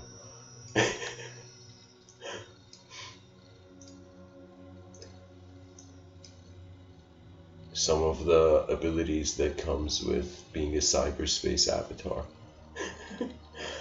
So you see this picture I've put. This geometrical shape is called the seed of life. Now there is its comparison, and as if some people have seen this shape be similar to how cells develop. So if I show you a picture of the earliest cells that lead to the human design, you'll be fascinated. It follows this sort of geometrical display, at least to our eyes. So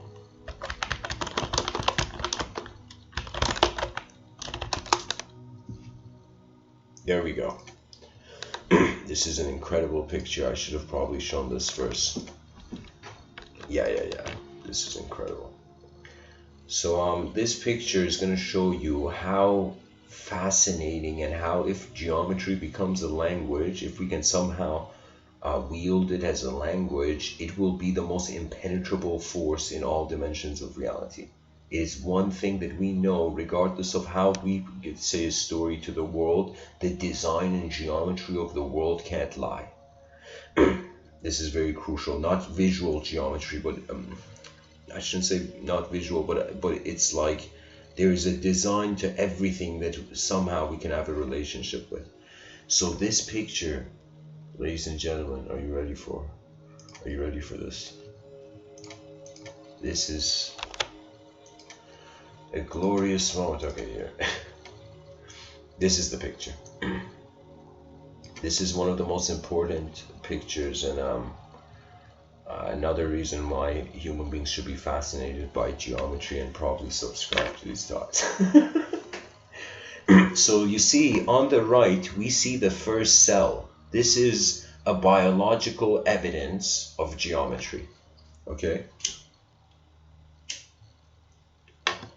Now, of course, on the left, we're seeing it two-dimensional. This is a more, I would say, three-dimensional, even because it's in time, even four-dimensional kind of analysis on the right. So on the left, 2D, on the right, 3D and beyond. Now this cell, okay, this geometrical pattern, this is called the seed of life, then it becomes the flower of life. Now, what I was saying earlier and why I'm talking about this is that your sense of self can be the central circle. And when it becomes the central circle in regards to the inner realm where our thoughts are, we can have a spacious relationship with it. We can have a relationship with abstraction in space.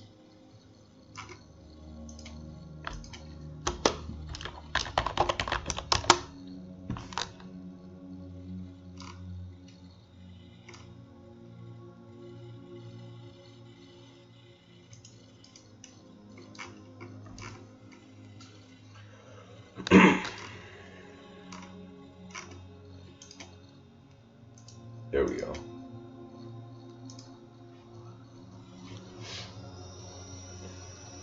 And this shape, they found this shape I'm showing you in the pyramids of Egypt in certain parts, some on the ground, some on a wall, but it's shapes there, okay, as documented shapes. So this geometrical shapes, the ancient Egyptians were aware of this geometry. Now, certain New Age strands of thought kind of over-animated a little because they want to bring back Atlantis from underneath the oceans. But what I mean is, like, there is a value though. The value is that this geometrical shape was familiar to ancient times, and if the cell becomes complex, this geometrical shape has matured in our conscious living.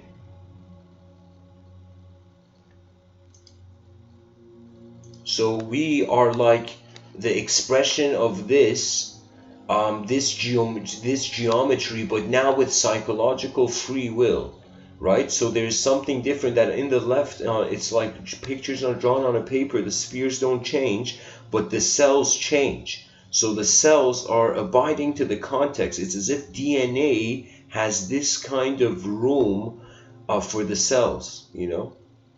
The cells are living in a geometric universe. They're abiding some sort of, I would say, I don't know enough, I should probably brush up on how people see the DNA now, but like anyways, like it becomes complex, and we are the fractal representation of this on a cultural level. Maybe where's this other picture? There we go.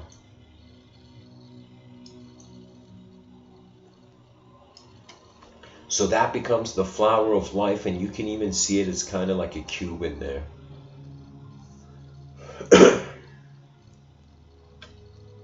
It could be that the design, the hidden underneath the appearance of the realm, in one talk I said the soul is a cube. So I wouldn't be surprised if the higher dimensions see the realm as a cube, the lower dimensions see it as a sphere.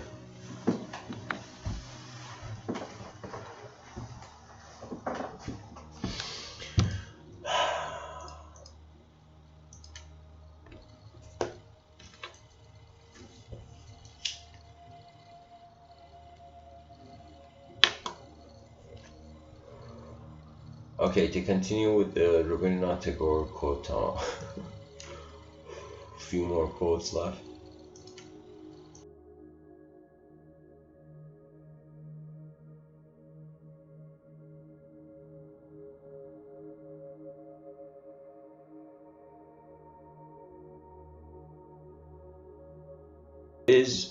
There is an interesting book before I actually go to the quote tunnel, written by a man with the name Melchizedek.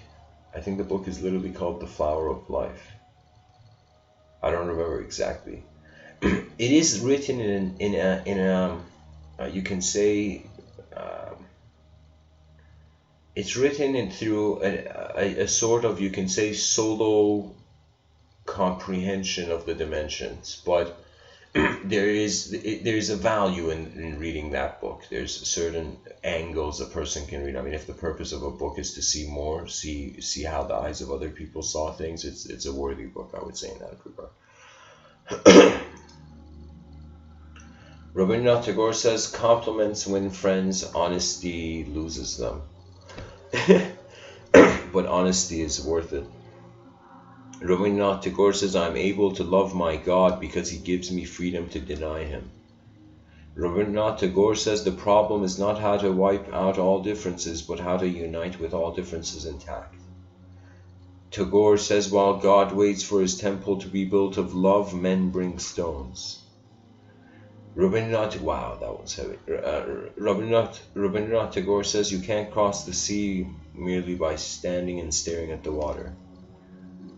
Rabindranath Tagore says, I've traveled all around the world to see the rivers and the mountains, and I've spent a lot of money.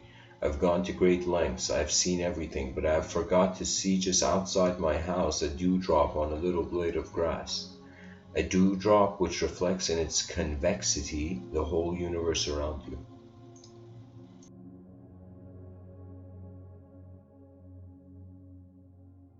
Yeah, that means how it's reflecting the light of its environment. It's technically a micro hologram. Micro natural holograms. That means raindrops were the earliest evidence of holograms. You know, what we saw in a raindrop. Or a dewdrop. Rabindranath Tagore says, men can only think, women have a way of understanding without thinking. Woman was created out of God's own fancy. Man, he had to hammer into shape.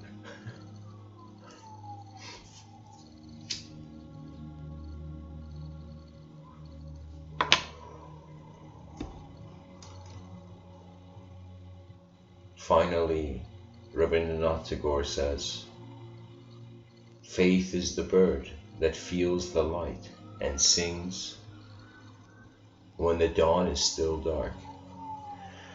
In effect, the people who change our lives the most begin to sing to us while we are still in darkness. If we listen to their song, we will see the dawning of a new part of ourselves. Now we understand the life purpose of all beatboxers.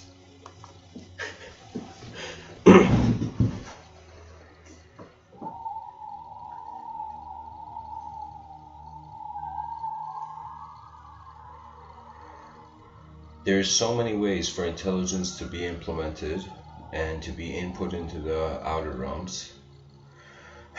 Ultimately, what I felt like sharing with this was to just point at a glitch in the system of how this is an example, this mind-time paradox, where we need a mind to be in time, and we need time to understand what the mind is, right? So it's as if unless we treat the mind timeless, it's a paradox, it's an illusion, it's a mirage in the desert, right? So it could be that science is we're holding very strange, and this is something that, of course, philosophy is science is a branch of philosophy.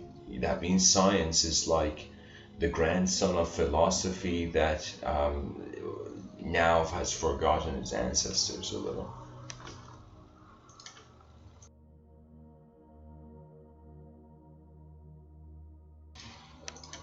And of course, when I say science, it's not like science is like a group. It's like, yeah, I just joined science. Science is a method, and religion is a narrative. And the issue is human attention is free, so it doesn't have to just be occupied by a method, and doesn't have to be just occupied by a narrative. And this is where Mr. Within is saying, like, for the advanced communicators out there, you only become an advanced communicator when you realize communication is not you. That means all those people who are, let's say they have a public presentation, okay? Now, I don't know, I mean, I've experienced once, you know, I have a video of the first time I ever gave a public talk. It's talk 438, I think. But, it's in a different language though. I don't know if people, there's no subtitles, but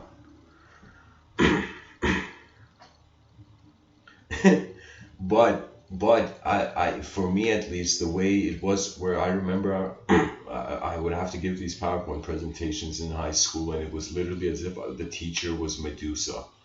And whenever I would give the PowerPoint presentation, it's like I would literally lock down and turn into stone, you know? And then it's like after an awkward pause, oh yeah, I'm existing here to give a presentation. And from that, and the reason there was that nervousness, let me tell you why. Two reasons. One, I didn't know what I was talking about. The other reason was I was way more looking at myself than the outside. When you care for the outside more than yourself, that nervousness transmutes.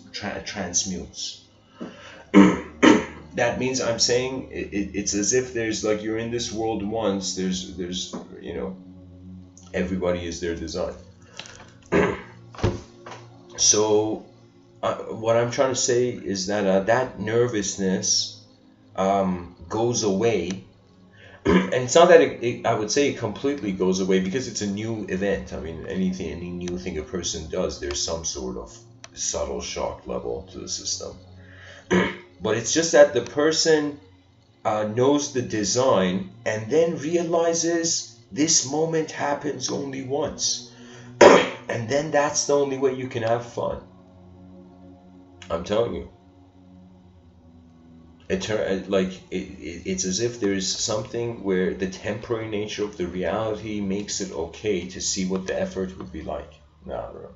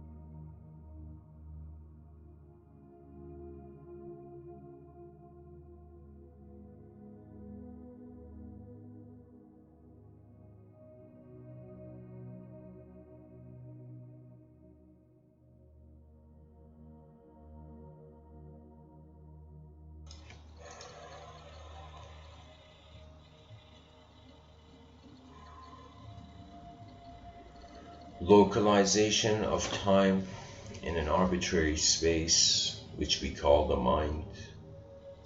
If this arbitrary space, we have a different relationship with it, we will have a different relationship in time.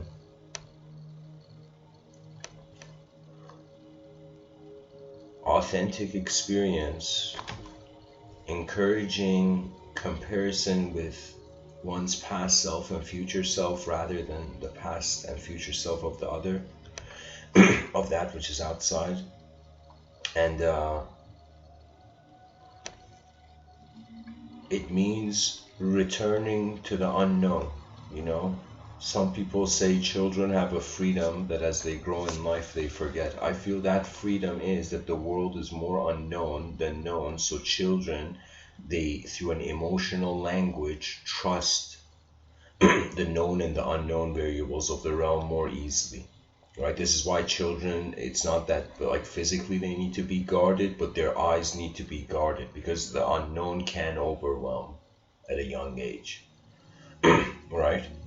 Like it overwhelms the greatest philosophers on this planet. Trust me, it can overwhelm. If the person becomes conscious, then has to recomprehend the unknown. It's as if, oh my God, why was life so easy when I was a kid? Now that I've grown, oh my God, where am I? You know, so the reason is that reason was more simple. There was way, because it was simple. Life was simpler. There was a simpler approach to the known and the unknown. But as a human being accumulates experiences and there's chinks and scars on their armor, of their, let's say, egoic armor in this life, then they forget that underneath that armor there is still a human being, not the same as their childhood, but a human being that can remember at least the same sort of trust with the unknown.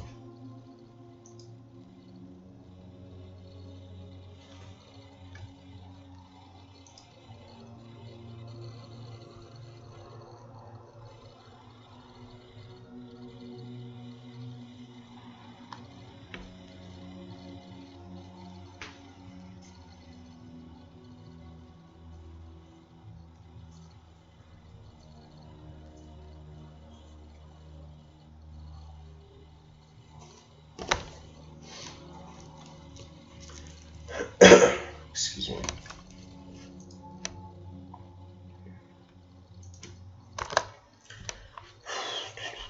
I feel like there's still more to paint, guys. I know this is getting 2 hours, but there's something I feel I still haven't said. So we can't pinpoint the mind and time.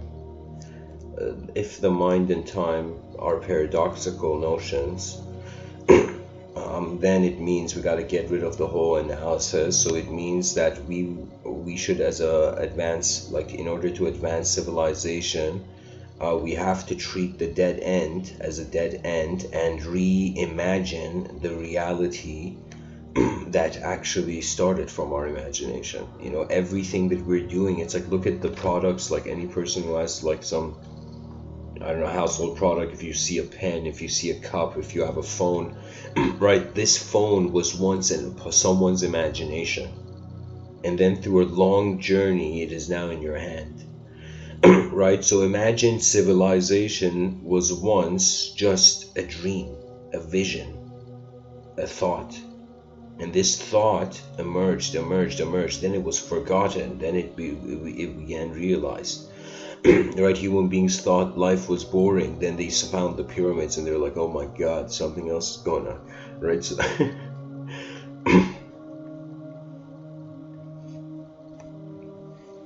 so the strategy would be 8 billion human beings treating themselves as unknown minds moving known bodies, and the best thing that these unknown minds that are known bodies that stabilize themselves in known subjects can do really is alongside breathing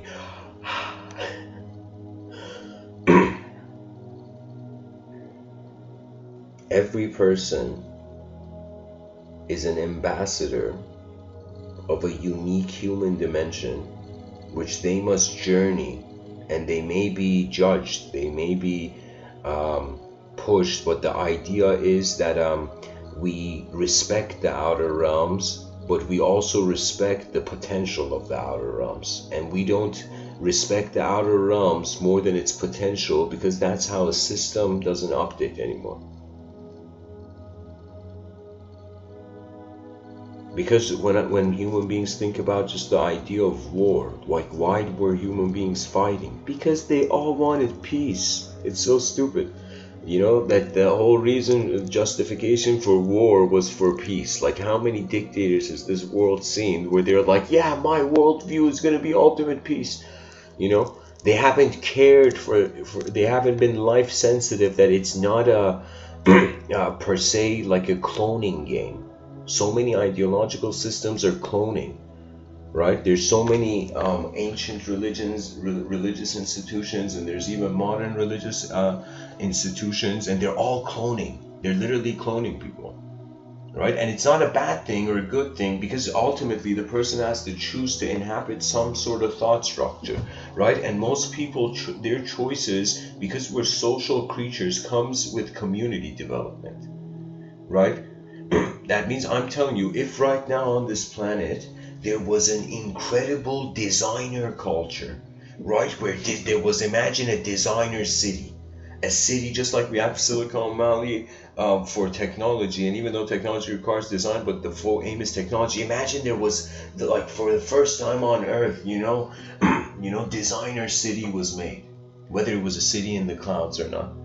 And in this designer city, every designer, every child on the earth who has cared for the geometry of the realm and the advancement of the geometry of the realm, just somehow the winds of evolution bring them to this designer city, right? And that designer city, imagine, has a designer culture, right? Where it's as if every designer is honoring, as if every person is a different swordsman with a different skill level, different ability to move in design. Right? And I will tell you, if that became like not a religion, but there was some sort of community, like not like religious like preaching events, but there was like massive global designer sessions, right? I would tell you, people would move towards that, because we are not honest with ourselves, and we are treating life as a dream. And it's easier for the inner realms to justify truth than for us to look at an unknown world and be like, what next, really? Words are words, and there will come a time where I feel it's coming close, where I'm getting, believe it or not, tired of being tired. And what I mean by that is that the unknown, it's the ultimate resolution. And I will say this is pretty much like the ultimate sentence. It's that the unknown is okay. It's okay that the moment is unknown. And it doesn't have to constantly lead to linguistic encapsulation of truth. To prevent the future ideological Hunger Games of the institutions of mankind, we have to find a kindness that surpasses man, which means very easily we gotta give multidimensional sunglasses to people, or mirrors that remind them that freedom doesn't mean choose this or that. Freedom means you have the freedom for the most efficient and advanced decision in the moment. And if you were to consider what is the most advanced thing a human being can do, let's say they can do something advanced personally, right? But no, that's not the most advanced. The most advanced thing a human being can do is win-win with the world. This is where celebration cultures are going to arise. Imagine you turn on the news and, like, let's say people can't wait to watch TV. Why? Because they turn on the news and they see how much advancement there's going on. Instead of the news showing the tragedies of the realm, the news is showing the incredible ways at every moment. This part of the world found this technology, this person achieved this person discovered this, that person wrote that scientific journal, you know, and so endless.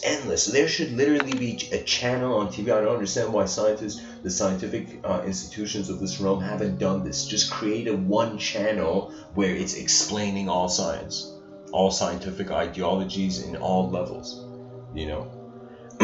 You see, it's as if this is what the media is not doing. There could literally be endless stations, TV stations, if they choose to become theme-centric.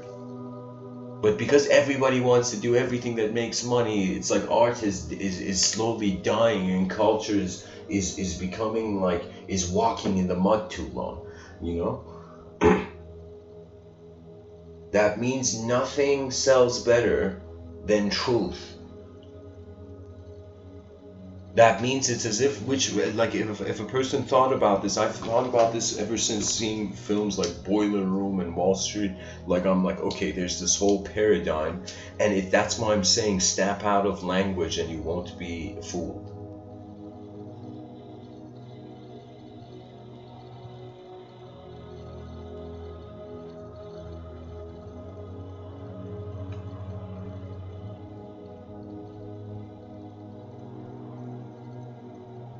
Honor, I learned this really from, I believe it was a Muji talk. And he said something so incredible. He said, notice, I don't remember the exact words, but I remember the emotion and the imagery that led to that emotion. And it was something like, notice your natural presence. And then notice, this presence is the universe, and its being is freedom. Not this wording per se, but just the notion that there is a presence to you. Have you noticed? This presence is where the personalities arise, where the angel wings, let's say, open, and then they get torn, and then they reanimate, you know, the next day. And then they get torn, and then they get reanimated. And it's as if, like, what's the point of having wings in a society that doesn't like feathers, you know?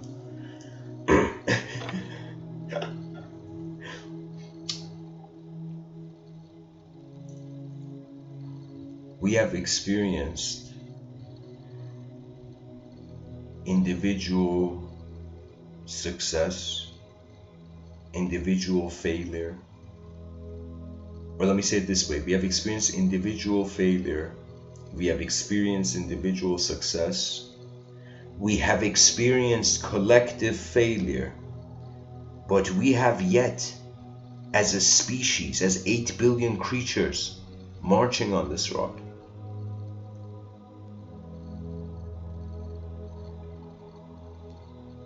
the collective success.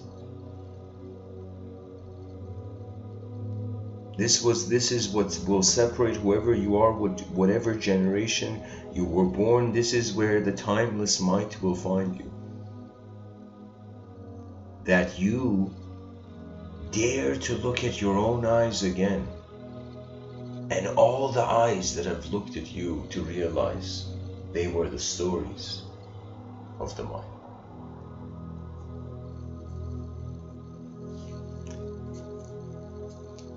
Because I will tell you, it is intense being alive.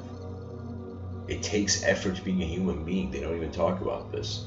Everybody acts like it's super easy.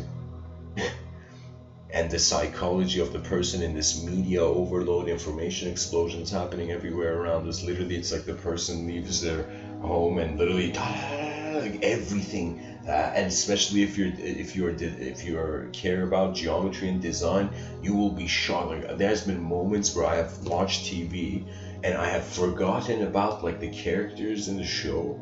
I've forgotten everything, and I've just zoomed in on like something in the scenery and behind the actors, you know. Like, it has nothing to do with the story. It was like, what was entertaining me was what I was noticing and knew from that scene.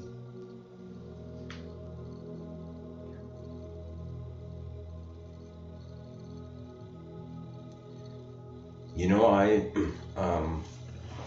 at my time in film school, I know I got a huge realization on where the culture is heading. And I realized We are living in the era of indecent art.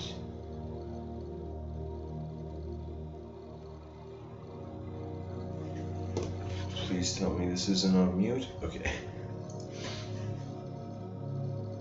And I realize people, they care for understanding in accordance to their no longer just physical survival, but emotional survival. You know, it's not just survival of the fittest now. It's survival of the emotionally fittest, the subjectively fittest, you know. You know, for some folks, you know, the spiritually fittest, survival of the spiritually.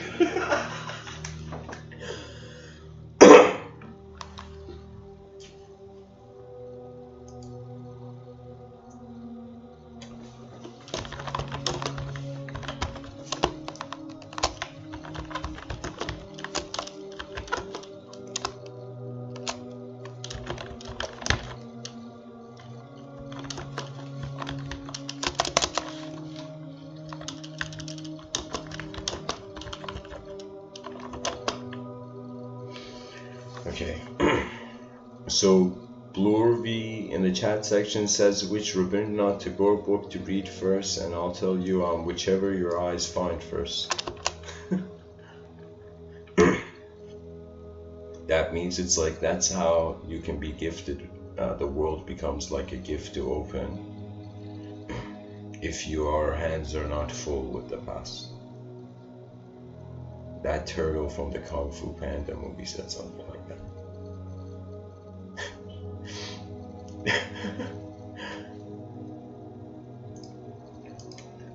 So those people who want to know which Rabindranath Tagore book to read first, you gotta go ask Uguay before he turned into flowers.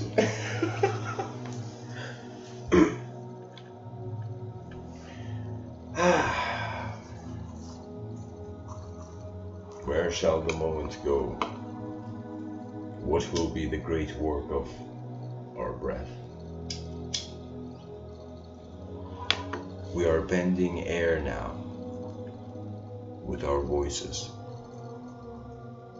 So we can check off the air bending off the list. Now the earth bending, the fire bending.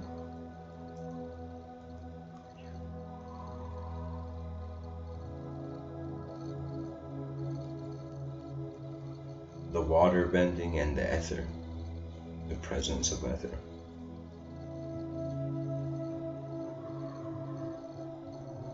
You know, some schools of thought considered that some schools of thought back in the day, oh my god, they considered there were 4 elements, but some considered 5. Some considered that 5th element they call ether to be consciousness. That means back in the day they were aware how outside of noticing how all, let's say, psychological and physical phenomena follows these movements of earth, air, fire, water. You know that the ether is what is holding it all. That means our mind is acting like a universe for our body. It's acting like the space, like matter is in space, our body is in our mind. So time is body in our mind. Mind being unknown, technically body being unknown. So if we treat it as a simulation, we're not wrong. If we treat it as a truth, we're not wrong. It's unknown either way.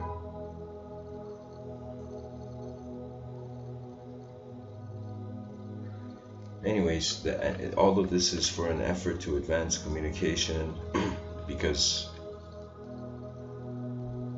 that's why we have intelligence.